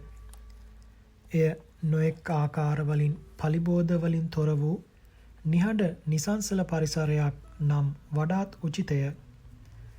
එමෙන්ම තම ශරීරය මෙන්ම අවට ප්‍රදේශයන්ද පිරිසිදුව තබා ගැනීම තුළින් සිතේ හටගන්නා සිතුවිලිද පිරිසිදු වී සිහිනුවන දියුණු වෙයි. එමෙන්ම තමන් හා එකට භාවනා කරන යෝගීන් පිරිසක් අතර එක්ව භාවනා කිරීමද සුදුසු වන්නේය. මන්ද එහිදී නිතර භාවනා කරන්නන් දර්ශනය වීම නිසා තමන්ටත් වීරිය ඇති වෙයි. නිතර අප්‍රමාදී වීමට කටයුතු සැලසෙයි. එමෙන්ම අකුසල්කාරී කායික වාචසික මානසික කටයුතු වලට ඇති ඉඩකඩද ඉන් ඇහිරෙයි. ගුරුතුමන් වහන්සේලාගේ සෙවණේම නිවන් සුව සොයා ඍජු මාර්ගයකම ගමන් කිරීමටද ඉඩ සැලසෙයි. එමෙන්ම පිරිසක් ඇසුරු කිරීමේදී ධ්‍යාන ප්‍රතිපත්තියට නොනැංගා වූ නොයෙක් කටයුතු වල නිරත වන වික්ෂිප්ත සිත් ඇත්තන් දුරු කළ යුතුය. දෙතිස් කතාවලින් කල් ගෙවන වචන පාලනයක් නැති පාදලෝලී එනම් අනවශ්‍ය වූ ගමන් බිමන් වලට කැමැති පුද්ගලයන් භාවනා කරන්නන්ට පලිබෝධයකි. එමගින් ඇතැමුන්ගේ මිසදිටු මතිමතාන්තර පවා ගලා ඒමට ඉඩ ඇත. නෛෂ්ක්‍රම්‍ය ප්‍රතිපදාවට පිළිපන් සමාහිත සිතක් ඇති දස කතාවලින් යුතු අල්ප ක්‍රියා ඇති කල්යාණ මිත්‍ර සබ්‍රක්‍මචාරීන් වහන්සේලාගේ ඇසුර තුලින් තමන්ගේ භාවනා අරමුණ මුදුන්පත් කරගත හැකිවනු ඇත. සමාධි කම්මිකස්ස බලවතී පී සද්දා වට්ඨති. සමාධිය වඩන යෝග්‍යයා හට සද්ධාව බලවත් වීම අවශ්‍යය. යමෙකුගේ ශ්‍රද්ධාව අඩු වී නම් භාවනා පරිකර්ම කළ පමණින්ම තම භාවනාව මුදුන්පත් නොවී යයි ඔහු තම උත්සාහය අතහැර දමනු ඇත. බුදුරජාණන් වහන්සේ වදාළ මේ ප්‍රතිපත්ති ඒකාන්තයෙන්ම සිද්ධ වන්නේ යයි මහත් විශ්වාසයකින් දිගට භාවනා කරන්නාට භාවනාව සඵල වෙයි. විදර්ශනා භාවනාවක් කරන යෝගියෙකුට නම් අවශ්‍ය වන්නේ ප්‍රඥාවේ බලවත් වීමයි. භාවනා කරන්නා ඉවසිය යුතු සෑම තැනකදීම නුවණින් සලකා ඉවසීමෙන් කටයුතු කරයි. වීරිය කළ යුතු තැනදී නුවණින් සලකා වීරයෙන් කටයුතු කළයි. කුසීත වස්තු 8, ආරම්භක වස්තු 8, සංවේග වස්තු 8 ආදිය සිහිපත් කර සසර බය ඇති කරගෙන නුවණින් සලකා කෙලෙස් තවන දැඩි වීරයෙන් කටයුතු කළ යුතුයි. එමෙන්ම භෝජනයේ මාත්තාඤ්‍යතාවය පුරුදු කරගත යුතුයි. තමන්ට සප්පාය අසප්පාය ආහාර පාන හඳුනා එහි පමණ දන භාවනාවට පහසු වන අයුරින් ප්‍රත්‍යවේක්ෂා සිහියෙන් ආහාර කිස කළ යුතුය. තවද ජාගරියාන යෝගය තුලින්ද අප්‍රමාදීව භාවනා ඵල නෙලාගත හැක. යමෙක් කායික මානසික ශ්‍රමය අධිකවත් අදක්ෂවත් වැය කරයි නම් ඔහුට අධික නින්දක් අවශ්‍යය. මෙසේ අදක්ෂ නොවී අධික බාහිර කටයුතු වලින් වෙන් වී සතිමත්ව ඉරියව් පවතින යෝගියා තම භාවනාමය දියුණුවත් සමග නින්ද පිළිබඳ අවශ්‍යතාවය අඩු වෙමින් යන බව අත්දකිනු ඇත. නින්ද අඩු කර භාවනා කිරීම තුළින් නොයෙක් යහපත් ප්‍රතිඵල අත්දකිනු ලැබෙයි. රාගාදී කෙලෙස් ධර්මයන් අතිශයින්ම යටපත් වෙයි. නමුත් අධිකව නිදි වැරීම තුළින් කායික මෙන්ම මානසික රෝගයන්ද හටගන හැක. තවද නිදි වැරීම තුළින් පසුදින භාවනා වාරයන් හරිහැටි කරගත නොහැකි වීමටද ඉඩ ඇත. එබැවින් මෙහිදී තම සෞඛ්‍ය තත්ත්වය, වයස, දේශගුණ ආදී කාරණාවන් ගැනද සලකා බලා ගුරු උපදෙස් මත කටයුතු කළ යුතුය. තවද නිරෝගී බව භාවනාවට විශේෂයෙන්ම අවශ්‍ය වන්නකි. සුළු හෝ රෝගාබාධයක් උත්සන්න වූ විට එය භාවනා සිත දුබල වීමට ප්‍රබලව බලපායි. සමත භාවනාවට විශේෂයෙන්ම බලපායි. නිරෝගී අයට අඛණ්ඩව පහසුවෙන් භාවනා කරගෙන යා හැක. යෝග ව්‍යායාම අභ්‍යාස අනුගමනය කිරීම, විවිධ ඖෂධ ක්‍රම භාවිතා කිරීම ආදියෙන් ශරීරය නිරෝගීව පවත්වා ගත හැක. අධිකව ශරීරය වෙහෙස කිරීමද භාවනාවට බාධාවකි. එමෙන්ම විවිධාකාර චරිතයන්ට ගෝචර වන නොයෙක් කර්මස්ථාන ඇත. සිහිනුවණින් යුතු පුද්ගලයාටම ඕනෑම කර්මස්ථානයක් සාර්ථක වෙයි. තවද ඔබ ඕනෑම භාවනා කර්මස්ථානයක් වැඩිය යුත්තේ නිස්සරණ ආධ්‍යාසයෙන්මය. තමන්ගේ ජීවිතය තුළ කටයුතු සරල වූ තරමට, අනාගත ප්‍රාර්ථනා අඩු වූ තරමට, අතහැරීමේ ශක්තිය ඇති තරමට භාවනාව පහසු වන්නාක් මෙන්ම ප්‍රතිඵලදායකද වෙයි. යෝගීන් වහන්සේ බාහිර වූ බොහෝ කටයුතු වලින් ඈත්ව ස්වල්ප වූ කටයුතු ඇත්තෙක් විය යුතුය. භාවනාවට විරුද්ධ වූ සිත් අවුල් කරන, සිත් කුපිත කරවන වැඩ කටයුතු, කතාබහ ආදිය නොකළ යුතුය. එසේ වුවහොත් භාවනාව නීරස වනු ඇත. එමෙන්ම භාවනාවට අමතරව දෛනිකව කරන සෑම කටයුත්තකදීම ඒ සියල්ලම සිහියෙන්ම කිරීමට වග බලාගත යුතුය. එසේ නොකර විසුරුණු සිතින් කටයුතු කිරීමෙන් නොලද සමාධිය නොලැබෙන අතර ලැබූ සමාධිද පිරිහෙයි. සිහියෙන්ම කටයුතු කිරීම මගින් එය භාවනාවටද උපකාරී වෙයි. තම ප්‍රධාන භාවනා කර්මස්ථානයට අමතරව අවස්ථානුකූලව සතර කමඨහන් වැඩීමද මහත්සේ ප්‍රයෝජනවත් වෙයි. පුරාණ මිනිසුන් ගිනි උපදවා ගත්තේ ලී දෙකක් එකට ඇතිල්ලීමෙනි. ගිනි ගෑම නොනවත්වා ගිනි උපදවන තුරුම කළ යුතු වැඩකි. කඩින් කඩ නතර කරමින් කරන ගිනි ගෑම තුළින් ගිනි ඉපදවිය නොහැක. මන්ද නතර කරන විට රත් වූ ටික නිවී යන නිසාය. එවිට යලිත් මුල සිට පටන් ගත යුතුව පටන් රත් කළ යුතුය. නැවත නතර කරන විට යලිත් නිවී යයි. අතපය වේදනා, ඇඟ කැසීම්, මැසි මදුරුවන් එලවන්නට යාම් ආදියත් සමග ගිනි ඉපදවිය නොහැක. එමෙන් යෝගීන් වහන්සේද විවිධාකාර කරුණු නිසා භාවනාව අතරමඟ නතර නොකළ යුතුය. ආධුනික යෝගියෙකු භාවනාව නතර කළහොත් ඔහු යලිත් මුල සිට එය පටන් ගත යුතුය. කොතෙක් පීඩා ලැබුවද අඛණ්ඩව භාවනා කිරීමට අදිෂ්ඨාන කරගත යුතුය. පුරාතනයේ භික්ෂුණීන් වහන්සේලා පවා සසර දුක දැන තම දිවි පරදුවට තබා දුක්ඛිත සසරින් අත්මිදීමට අදිෂ්ඨාන බල පිහිටුවාගෙන වීරිය වැඩූහ. කුමරියන් සිව් දෙනාකුගේ කතා වස්තුව. සද්ධාතිස්ස මහා රජු රාජාභරණ ඉවත් කොට අටසිල්ගෙන 3 මසක් මුළුල්ලේ විහාරයේහිම නැවතී සිටියේය. ආහාර ගන්නා වේලාව පැමිණි විට කසාවත් හැඳගෙන පිණ්ඩපාතයේ ගොස් රාජදේවියගෙන් ආහාර ලබා ගනී. ඌතුමෝ රජුට පැවිද්දෙකුට මෙන් සැලකීය. එකල්හි රජුගේ දූ කුමරිය පැවිදි වීමට රජුගෙන් අවසර ඉල්ලූහ.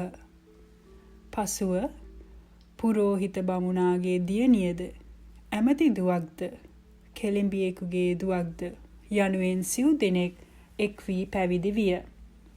රජතුමාද ඔවුන්ට සසර බියෙන් බියපත් වූවන් සීලය විසින් සනසනු ලැබේ යනුවෙන් අවවාද දුන්හ.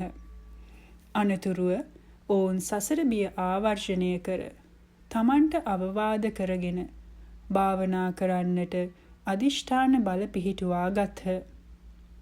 පසුව එක්නෙකා නෙල්ලි ඇට 5 බැගින්ගෙන ඉන් එකක් හිස මතද, දෙකක් දෙවුර මතද, ඉතිරි නෙල්ලි ඇට දෙක දෙදෙන මතද තබා ගෙන සත් රෑ දවාලක් පුරා අඛණ්ඩව භාවනා කළහ. සත්වනදා මේ භික්ෂුණීන් වහන්සේලා සිව් දෙනාම උත්තරීතර අරිහත්වයට සාක්ෂාත් කරගත්හ. මෙසේ යෝගීන් වහන්සේද භාවනා කරන විට ඇතිවන සුළු සුළු පීඩාවන්, බාධාවන් ඉවසමින් අපාය බය, සසරෙහි දුක්ඛිත තත්වය ආදිය නිතර මෙනෙහි කරමින් ප්‍රදාන් වීරිය වැඩිවීමට දැඩිව අදිෂ්ඨාන කරගත යුතුය. එවිට භාවනා මගින් නිසි ඵල නෙලා ගත හැකි වනු ඇත. වනයෙන් අල්ලාගෙන ආ දාමරික කුළු ගොනෙකු හික්මවා ගැනීමට නම් ශක්තිමත් රැහැනකින් ශක්තිමත් කණුවක බැඳ තැබිය යුතුය. ආහාර පානද නොදිය යුතුය.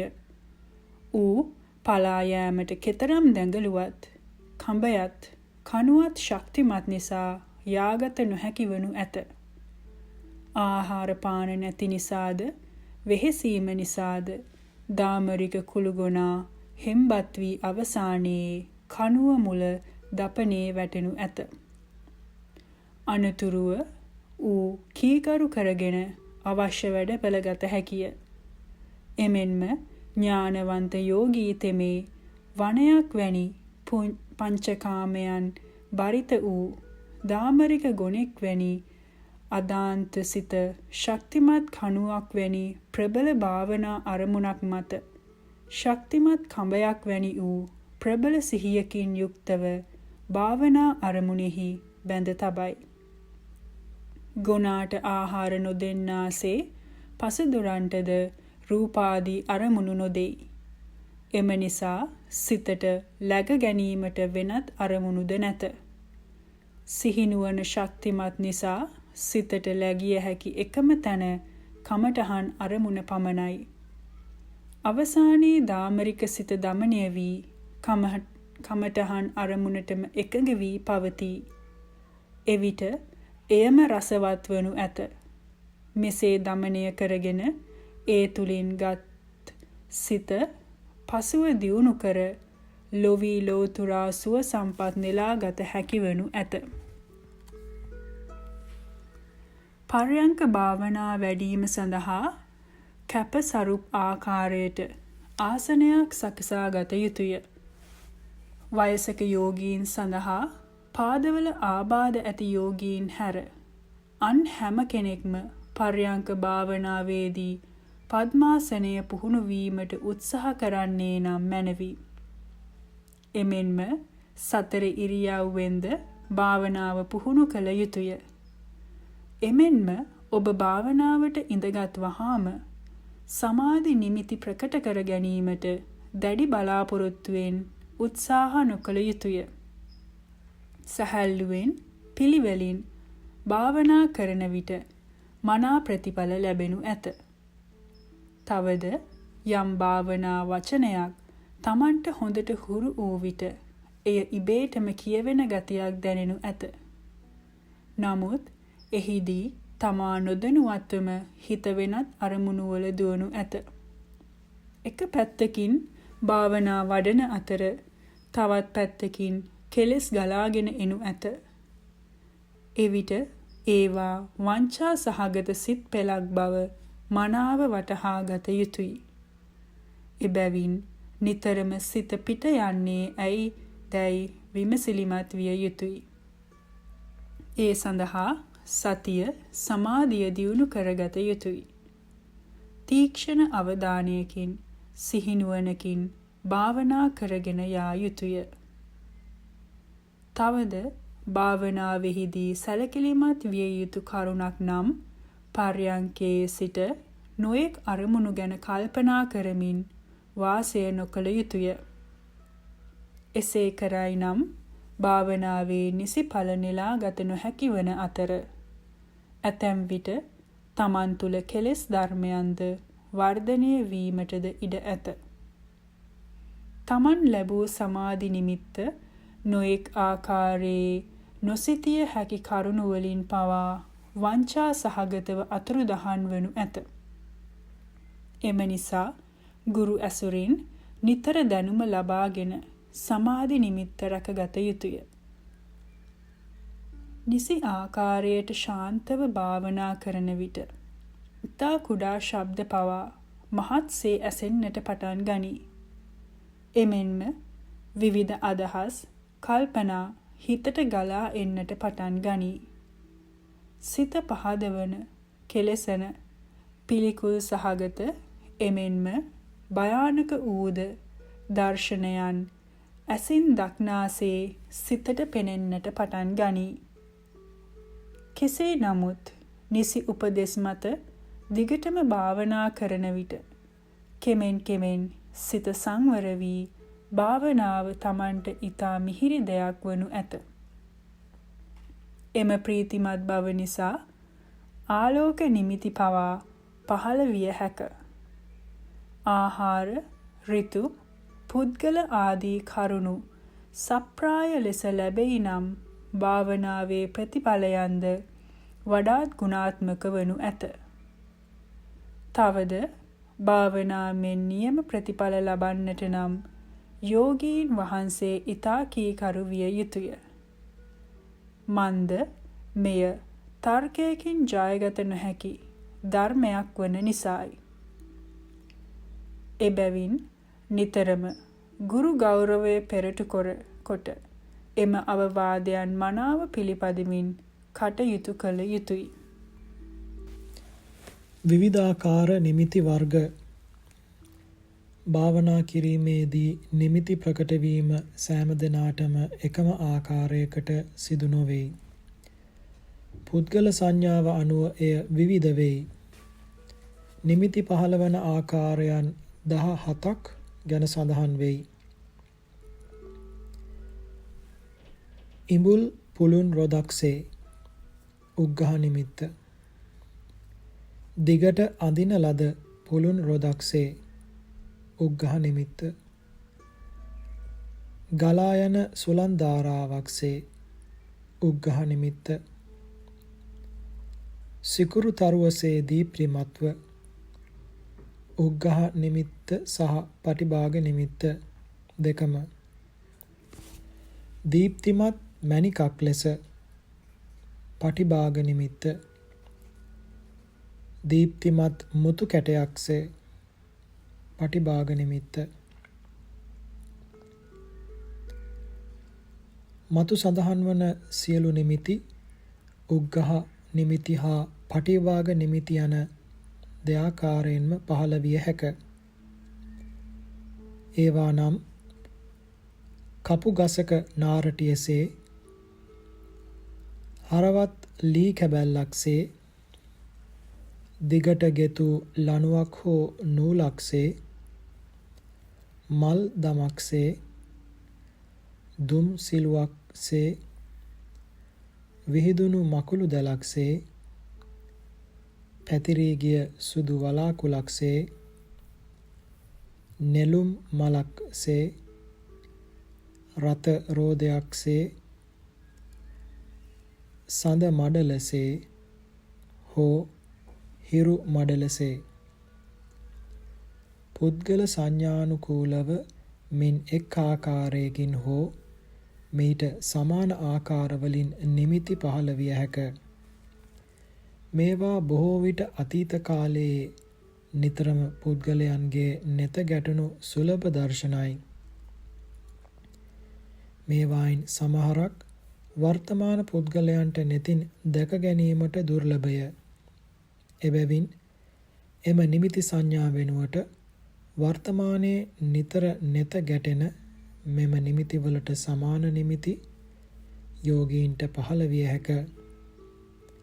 ඇතැමුන්ට විදුලි බුබුලු, ටියුබ් ලයිට්, විශාල අත්පන්දුවක්, සුදු රෙද්දක් ආදී ලෙසින්ද මේ නිමිති දර්ශනය විය හැක. ත්‍රිවිධ සමාධිය භාවනා කිරීමේදී දැනගත යුතු මූලික කරුණු 6ක් ඇත. කමඨහන් පැහැදිලි කර ගැනීමට මේ මගින් ඊතා පහසු වනු ඇත. ඒවා සමාධි ආකාර 3ක් ලෙසද නිමිති ආකාර 3ක් ලෙසද දැක්වෙයි. සමාධි ආකාර 3. 1. පරිකර්ම සමාධි භාවනාව. යම් කිසි භාවනා ආරම්මණයක සිත පිහිටුවාගෙන එය යලි යලිත් මෙනෙහි කිරීමෙන් ඇසට පෙනෙන්නාසේ එය සිතට පෙනෙන ලෙස පුරුදු කරන භාවනාව පරිකර්ම භාවනාවයි. පරිකර්ම නිමිත්තෙහි සිත බැඳ තබාගෙන වඩන ආරම්භක භාවනාව පරිකර්ම භාවනාව නම් වේ. මෙය නීවරණ ධර්මයන් යටපත් වී සිතේ එකඟ බව මුලින්ම ලැබෙන අවස්ථාවයි. මෙය සම 40 කර්මස්ථානයන්ගෙන්ම පූර්ණය කළ හැක. 2. උපචාර සමාධි භාවනාව. නීවරණයන් යටපත් කර භාවනා අරමුණ සිතට පත් කරගත් තැන් පටන් අර්පණා චිත්තයට ලංවන තුරුම ගෝත්‍ර වූ සිත දක්වා පවතින භාවනාව උපචාර භාවනාවයි. පරිකර්ම සමාධිය ඉක්මවා ඊළඟට ලැබෙන සමාධිය හෙවත් ධානයට පෙර පටිභාග නිමිත්ත අරමුණු කර ගන්නා සමාධිය උපචාර සමාධියයි. මෙහිදී පෙර පටිභාග නිමිත්ත මෙහිදී නීවරණ ධර්මයන් තරමක දිගු කලකට විස්කම්බන වශයෙන් මධ්‍යම ලෙස යටපත් වී ඉන්ද්‍රිය ධර්මයන් බලවත් වෙයි. උපචාර සමාධිය වනාහි ධානයකට ලං වූ සමාධියයි. එහිදී සිත වරක් නිමිත්ත අරමුණු කරන අතර වරක් භවාංගයටද වැටෙයි. එසේ වන්නේ මෙහිදී ධාන අංග ශක්තිමත් නැති නිසයි. ලදරුවෙකු දෙපයින් නැගී සිටීමට සැලසුවද යලිත් බිමට වැටෙන්නාසේය. මෙයද සම 40 කර්මස්ථානයෙන් ගෙන්ම ලද හැක. 3. අර්පණා සමාධි භාවනාව. මහත්ගත භාවයට ධාන මට්ටමට පැමිණි භාවනාව ලෝකෝත්තර සමාධීන්ද අර්පණා භාවනාව නම් වෙයි. මෙහිදී සිත සම්පූර්ණයෙන්ම අරමුණට නැගී නැවතී සිටීම අරමුණ ගත වීම සිදුවෙයි. එනම් ධාන ස්වභාවයයි. පිළිවෙලින් භාවනා කරන්නාට පරිකර්ම සමාධියෙන් පසු උපචාර සමාධියද අනතුරුව ප්‍රබලව ධානාංග ප්‍රකට වෙනවා නම් ගෝත්‍ර භූ සිතින් එපිට ඇති වන අර්පණා සමාධියට පත්වනු ඇත. මෙම මහත්ගත ජවන් චිත්ත වීතීන් වනාහි අර්පණා වීති නම් වෙයි. අර්පණා සමාධිය තුල ධාන අංග ශක්තිමත්ව පරිපූර්ණව පවතී. මෙහිදී ජවන් සිත් පෙලක්ම දිගටම පහළවන අතරතුරදී භවාංග පතනයක්ද සිදු නොවේ. අර්පණා කුසල ජවන හෙවත් ධාන ජවනයන් එම ධාන චිත්ත සන්තතියේ ශක්තියෙන්ම දිගට පැවැත්විය හැක. බලවත් පුරුෂයෙක් මුළු දවසේම හිටගෙන වැඩ කරන්නාක් මෙනි. යෝගී කුසලතාවයන් අනුව මෙම ධාන සිතක් මුළු දවසක් පුරාවට වුවද පැවැත්විය හැක. නිමිති ආකාර 3. 1. පරිකර්ම සමාධි නිමිත්ත. භාවනා නිමිත්ත අරමුණ සිතට ගන්නා වූ යෝගියාගේ එම භාවනා නිමිත්ත හෙවත් අරමුණ පරිකර්ම නිමිත්තයි. මෙය දැකීමෙන්, දැනීමෙන්, ඇසීමෙන් සිතට කවදා කාවද්ද ගත හැක. භාවනා අරමුණ ප්‍රකට වන්නේ පරිකර්ම නිමිත්තෙන්ය. මෙය ස්ථීරව පවතින්නක් නොවේයි. 2. උග්ඝහ සමාධි නිමිත්ත. ඇසට පෙනෙන්නාසේ සිතට පෙනෙන සමාධි නිමිත්ත ලදරු සමාධිය හෙවත් උග්ඝහ නිමිත්තයි. සිතටගත් භාවනා අරමුණ පරිකර්ම නිමිත්ත මත යලි යලිත් භාවිතා කිරීමෙන් උග්ඝහ නිමිත්ත පහළ වෙයි. මෙය මණික් කැට, මුතු කැට, දියමන්ති, තරු කැට සේ පහළ වෙයි. ඒ දෙස ආසාවෙන් බලා සිටියහොත් නැති වී යයි. මෙහිදී භාවනා අරමුණම මෙනෙහි කළ යුතුය. 3. පටිභාග සමාධි නිමිත්ත. උග්ඝා නිමිත්තෙහි භාවනා කරන විට තව දුරටත් නීවරණයන් දුරු වී සිත පිරිසුදු වී භාවනා නිමිත්ත සකල දෝෂයන්ගෙන් තොරව ඊතා පිරිසිදුව බබලමින් සිතට අරමුණු වෙයි. එය පටිභාග නිමිත්තයි. මෙය උදාතරුව සඳ මඩල, හිරු මඩල, ක්ෂණ ප්‍රභා ආලෝකයක් එනම් ෆ්ලෑෂ් ලයිට් එකක් සේ දීප්තිමත්ව බබලමින් දර්ශනය වෙයි. මෙය උත්සාහයෙන්ම රැකගත යුත්තකි. භාවනා පූර්ව කෘත්‍ය.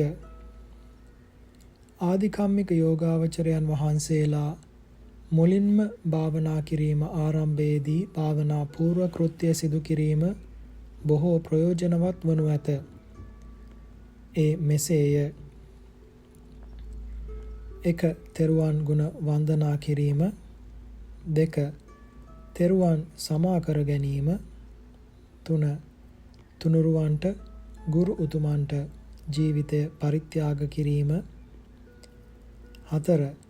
පින් දීම. 5. පින් අනුමෝදන් වීම.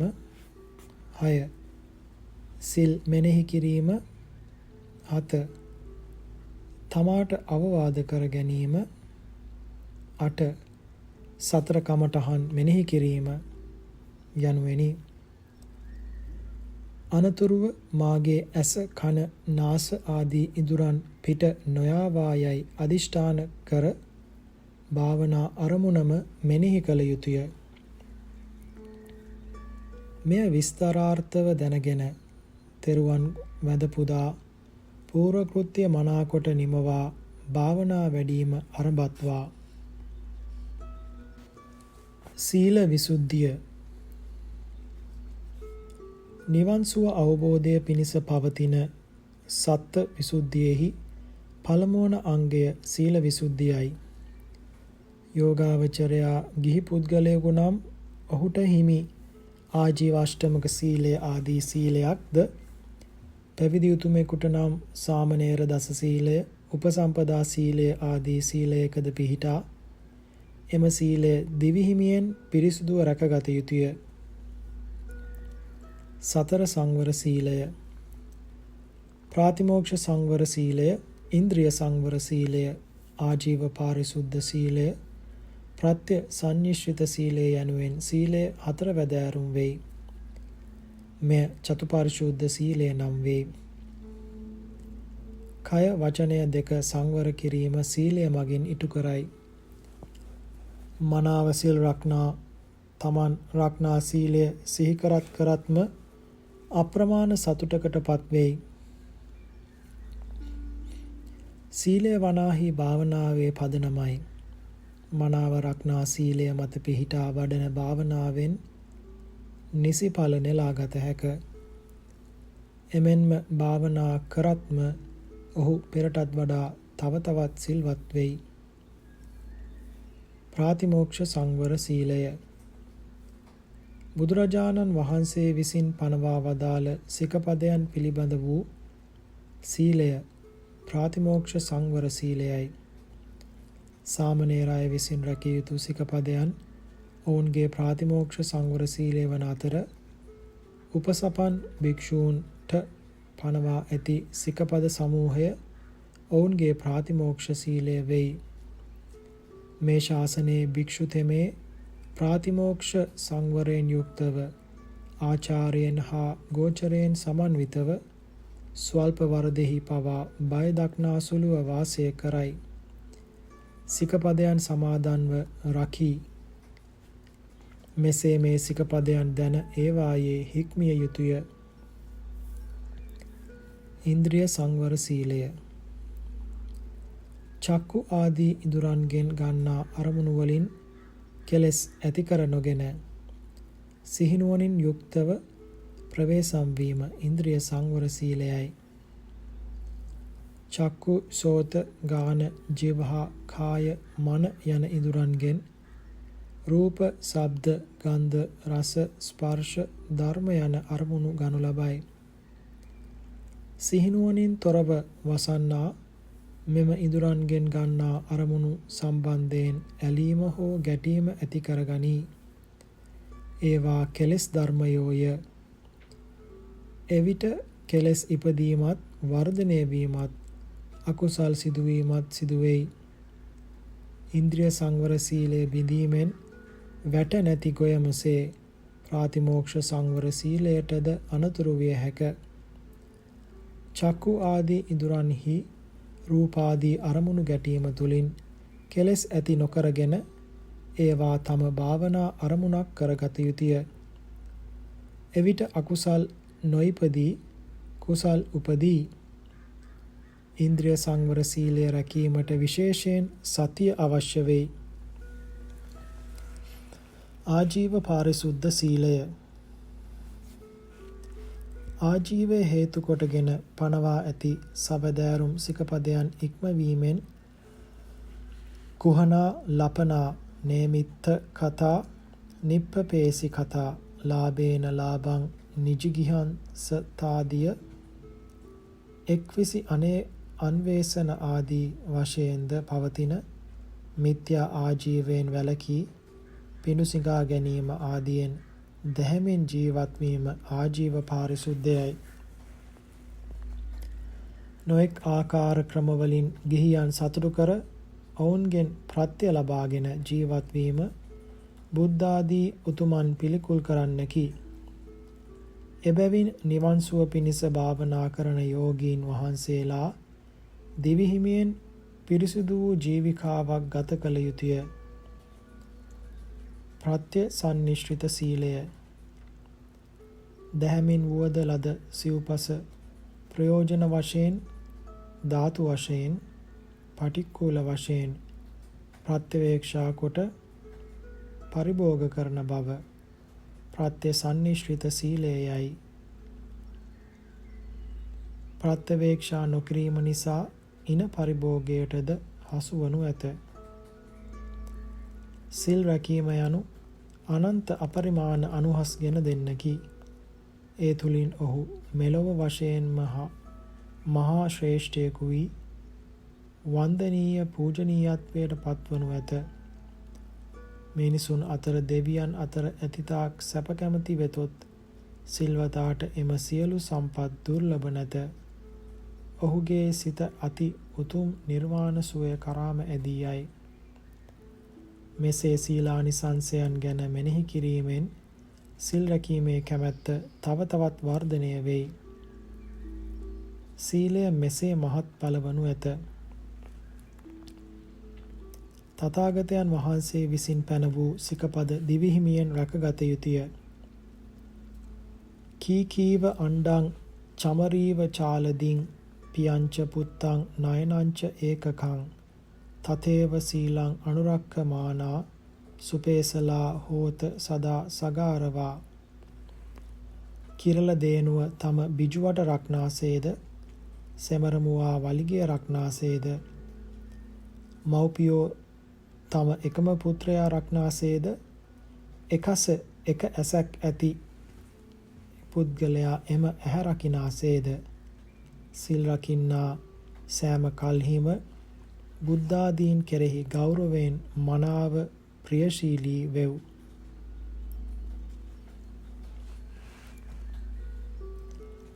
ලක්දිව එක්තරා තෙරුන් වහන්සේ නමක් එක් සොරමුලක් විසින් රසකින්ද වැලකින් බැඳ තැබූහ. ලැව්ගින්නකින් පිලිස්සෙන විටද උන්වහන්සේ එම වැල නොකඩා සිල් මෙනෙහි කර එහිම භාවනා වඩා රහත් ඵලයට පත්ව පිරිනිවන් පෑහ. ලක්දිව චීර ගුම්බ වාසික අම්බකාදක තිස්ස තෙරුන් වහන්සේ දුර්භික්ෂ කාලයේ දීර්ඝ මගක වඩින විට දානය නොලැබී ක්ලාන්තව අඹගසක් මුල වැතිර සිටියහ. අඹ ඇතත් පිළි නොගත් නිසා ඒවා නොවැළඳීය.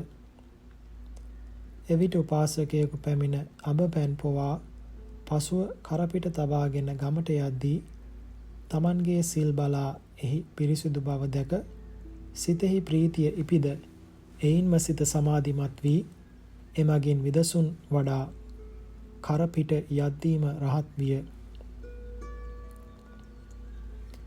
මිහින්තලයේ වැඩ සිටි මහා තිස්ස තෙරුන් වහන්සේ අනුරාධපුරයට පිණුසිඟා වඩින විට සැමියා හා කලහ කර නිවසින් පිට වී යන දෙවගණක් බඳු කාන්තාවක් මිහින්තලය දෙසට යන්නීය. තෙරුන් වහන්සේ දුටු කාන්තාව දත් විදහා පාමින් සිනාසීය. ශබ්දය නගා සිනාසීම නිසා තෙරුන් වහන්සේ ඇගේ දන්ත පන්තිය දැක ඇස නොබිද බලා එම දත් ඇට අරමුණු කොට අට්ටික භාවනාව වඩා එහිදීම රහත් ඵලයට පත්විය. කරඬුලෙන වාසී චිත්තගුත්ත මහතෙරුන් වහන්සේ 60 වසරක් යන තුරුත්ම තම ගල්ලෙනෙහි ගල් පියස්සේ ඇඳ තිබූ සිතුවමක් නොදුටුවේය. මිදුල ඇති නාගසේ මල් පිපී ඇති බව පවා දැනගත්තේ මිදුලේ නා මල් පෙති වැටී තිබීමෙනි. එතරම්වත් උන්වහන්සේ වටපිට නොබලයි. තමන්ට කිසිවෙක් වන්දනා කරන්නට එන විට ඒ පිරිමියෙක්ද ගැහැණියෙක්ද යන සංඥාව පවා උන්වහන්සේ නොගනී. දිනක් රාත්‍රියේ දේවතාවන්ගේ දේව ආලෝක පූජා මාධ්‍යයේ සක්මන් මළුවේදී මුළු වනයම උන්නාද කරවමින් මහ රහත් භාවයට පත්විය. කුටුම්බිය පුත්ත තිස්ස තෙරුන් වහන්සේ වනාහි 40 කෙලක් ධනය හැරදමා පැවිදි වූවකි. ආරණ්‍යෙහි සිට උන්වහන්සේ මැරීමට දිනක් සොරමුලක් පැමිණියහ. එක් රැයකට පමණක් තම ජීවිතය ලබා ගන්නට අපයක් ලෙස උන්වහන්සේ ගලක් ගෙන එමගින් තම කලව ඇටය බිඳගත්තේය. පසුව තමන් දිවිහිමියෙන් රක්ෂා කළ උතුම් සීලය ආවර්ජනා කර වේදනාව යටපත් කොට අරුණ උදාවත්ම විදසුන් වඩා මහරහත් භාවයට පත්විය. මෙසේ අතීතයේ වැඩ සිටි උතුමන් වහන්සේලා සිල් රක්ෂා කළ අයුරු ආදර්ශයටගෙන මනා ලෙස සීල විසුද්ධිය සම්පාදනය කරගත යුතුය. සිල් රැකීම සිතේ අවිප්පටිසාරය එනම් විපිලිසර නොවන බව පිණිස වෙයි. අවිප්පටිසාරය ප්‍රමෝදය පිණිස වෙයි. ප්‍රමෝදය ප්‍රීතිය පිණිස වෙයි. ප්‍රීතිය පස්සද්ධිය සංසිඳීම පිණිස වෙයි. පස්සද්ධිය සෝමනස්සය පිණිස වෙයි. සෝමනස්ස සමාධි ආසේවනය පිණිස, සමාධි වෘද්ධිය පිණිස, නිර්වාණය පිණිස වෙයි. සිල් රැකීමේදී වත්තක්ඛන්දකයේ දැක්වෙන 14ක් වත් තම සේනාසනයේ පනවාගෙන ඇති වත් පිළිවෙත් ආදියද වැඩිහිටි ගුරුමන්ට කීකරුව මනා ලෙස හැසිරීමෙන් සැපිරිය යුතුය.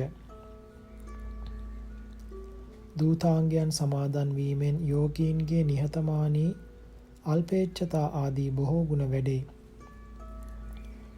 ඒවා රැකීමෙන් සතර සංවල සීලයටම මහත් උපකාරයක් වෙයි. නමුත් එම දුතාංග ආදී සීල වෘතයන් සමාදන් වීමේදී තම සෞඛ්‍ය තත්වය, පරිසරය, දේශගුණ ආදියද තම සමාධි මට්ටම් හා දියුණුවේ ප්‍රතිඵල ගැනද සිතා බැලිය යුතුය. මෙහිදී විශේෂයෙන්ම කමඨහන් ලබා දෙන ගුරු ස්වාමීන් වහන්සේගේ උපදෙස් අනුශාසනා වැදගත් වෙයි. මන්ද තමන්ටත් වඩා තම සිතේ මට්ටම රටාව ගැන කමඨහන් දෙන ගුරුවරයා දන්නා බැවිනි.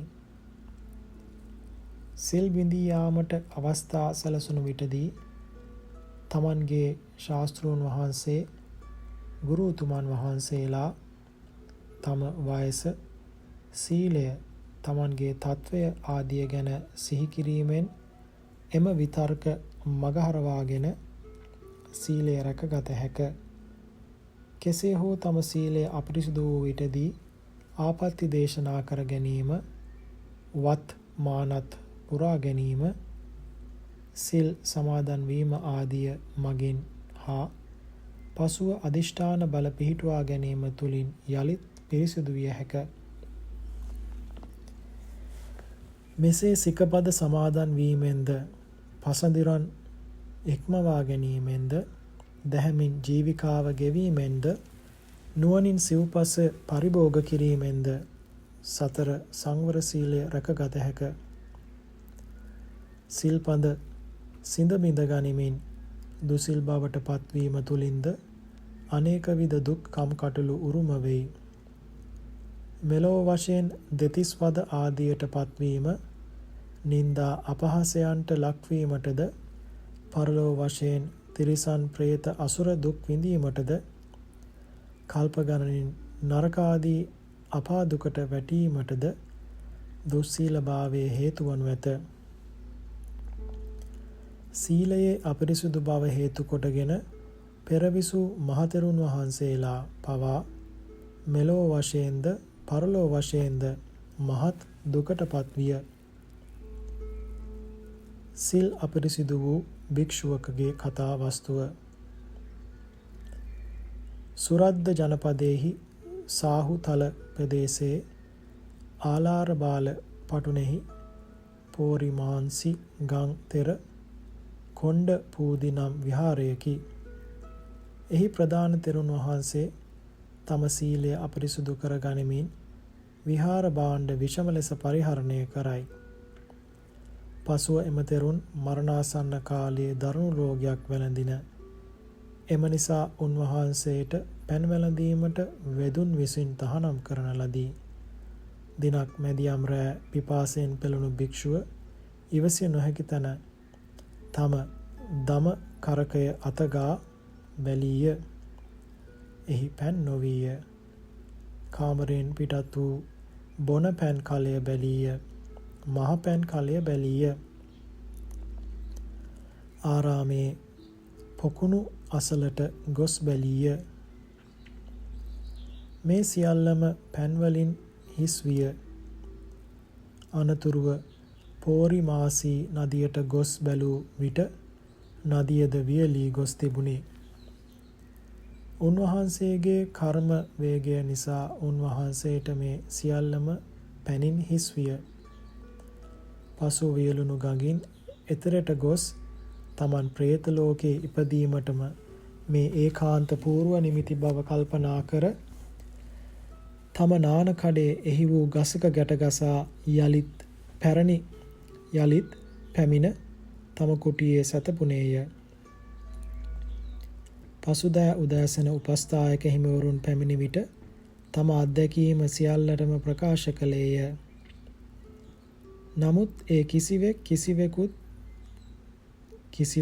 කිසිවෙකුත් විශ්වාස නොකළහ. පසුව ගඟින් එගොඩ ඇති නාන කඩය ගෙනවිත් සැක දුරු කර ගන්නැයි කීය. එවිට එක් භික්ෂුවක් ගඟ තරණය කර නාන කඩය ගෙනාවේය. ඒ දැක සියලු දෙනාම සැක දුරු කරගත්හ. සියල්ලන්ම මහත් සංවේගයට පත්විය. රෝගතෙර නම සඟ මැද මෙසේ කීය. මම සිල්පද බිඳ ගනිමින් සඟ සතු දෙෙහි ප්‍රමාද වීමි. සංඝයාගේ දෙය මාගේ දෙයක්සේ සිතා මා පරිභෝග කළෙමි. මා ගැන සිතා ඔබද සඟ සතු දෙෙහි අප්‍රමාදී වී මනාව සිල් ගුණදම් පුරා ධර්ම ප්‍රීතියෙන්ම වීරිය කොට නිවන් සුව සලසා ගනිව් යනුවෙන් සැමට අවවාද කර භික්ෂුව මිය ගොස් ප්‍රේතලොව උපන්හ. මේ අනුව දුස්සීලත්වයේ ආදීනව සියල්ලන්ටම පොදු බව දත යුතුය. එමෙන්ම අග්ගිකන්දෝපම ආදී සූත්‍ර ධර්මයන් කියවා දුසිල් භවෙහිත් සංසාරයේහිත් මහත් ආදීනව නිතර මෙනෙහි කර සංවේගය උපදවාගෙන මනා සිල්වතෙක් වීමට අදිෂ්ඨාන කරගත යුතුය. වැටකඩලු බැඳ කුඹුර නොවපුරා සිටීමෙන් කුඹුරෙන් ගත හැකි ප්‍රයෝජනය නොලැබී යනු ඇත. එමෙන්ම සීල විසුද්ධියෙන් පමණක් සතුටු වී සමත විදර්ශනා භාවනා නොවැඩීමෙන් සමාධි ප්‍රඥාවන්ගෙන් ගත හැකි උතුම් ප්‍රයෝජනය නොලැබුණු ඇත. එබැවින් යෝගීන් වහන්සේ වනාහි භාවනාවට ප්‍රමුඛ තැනක් දිය යුතුය. එමගින් නිදිගතව පවතින සති සමාධි ප්‍රඥාවැනි යහපත් ධර්මතා රැසක් අවදි කරවා ගත හැක. එය ශාන්ත සිතකින් යුතුව ක්‍රමානුකූලව පිළිවෙලින් වැඩිය යුතු උතුම් ප්‍රතිපදාවකි.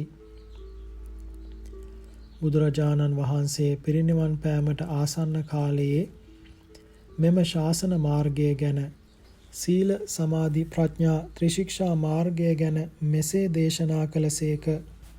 සීලයෙන් වඩන ලද හාත්පසින් පරිභාවිත වූ සමාධිය මහත් ඵල වෙයි, මහානිසංස වෙයි. සමාධියෙන් පරිභාවිත වූ ප්‍රඥාව මහත් ඵල වෙයි. ප්‍රඥාවෙන් පරිභාවිත වූ සිත මනසේ කාම භව, දිට්ඨි, අවිජ්ජා යන ආශ්‍රව හතරයන්ගෙන් මිදෙයි යනුවෙනි. සියලු යෝගීන් වහන්සේලාම මේ කරුණ ගැන මනාකොට සලකා බලා කල්යාණ මිත්‍ර උතුමන්ගේ ඇසුර ලබමින් අදිෂ්ඨාන බල පිහිටුවා ගනිමින් නෛෂ්ක්‍රම්‍ය ආද්‍ය ආශයෙන්ම සීල විසුද්ධිය මනසේ සම්පාදනය කොට චිත්ත විසුද්ධි ආදී සප්ත විසුද්ධියම නිසි ලෙස පූර්ණය කරගෙන සසර දුකින් අත් මිදී නිවන් සුව අවබෝධ කිරීමට උත්සාහ කරගනිත්වා.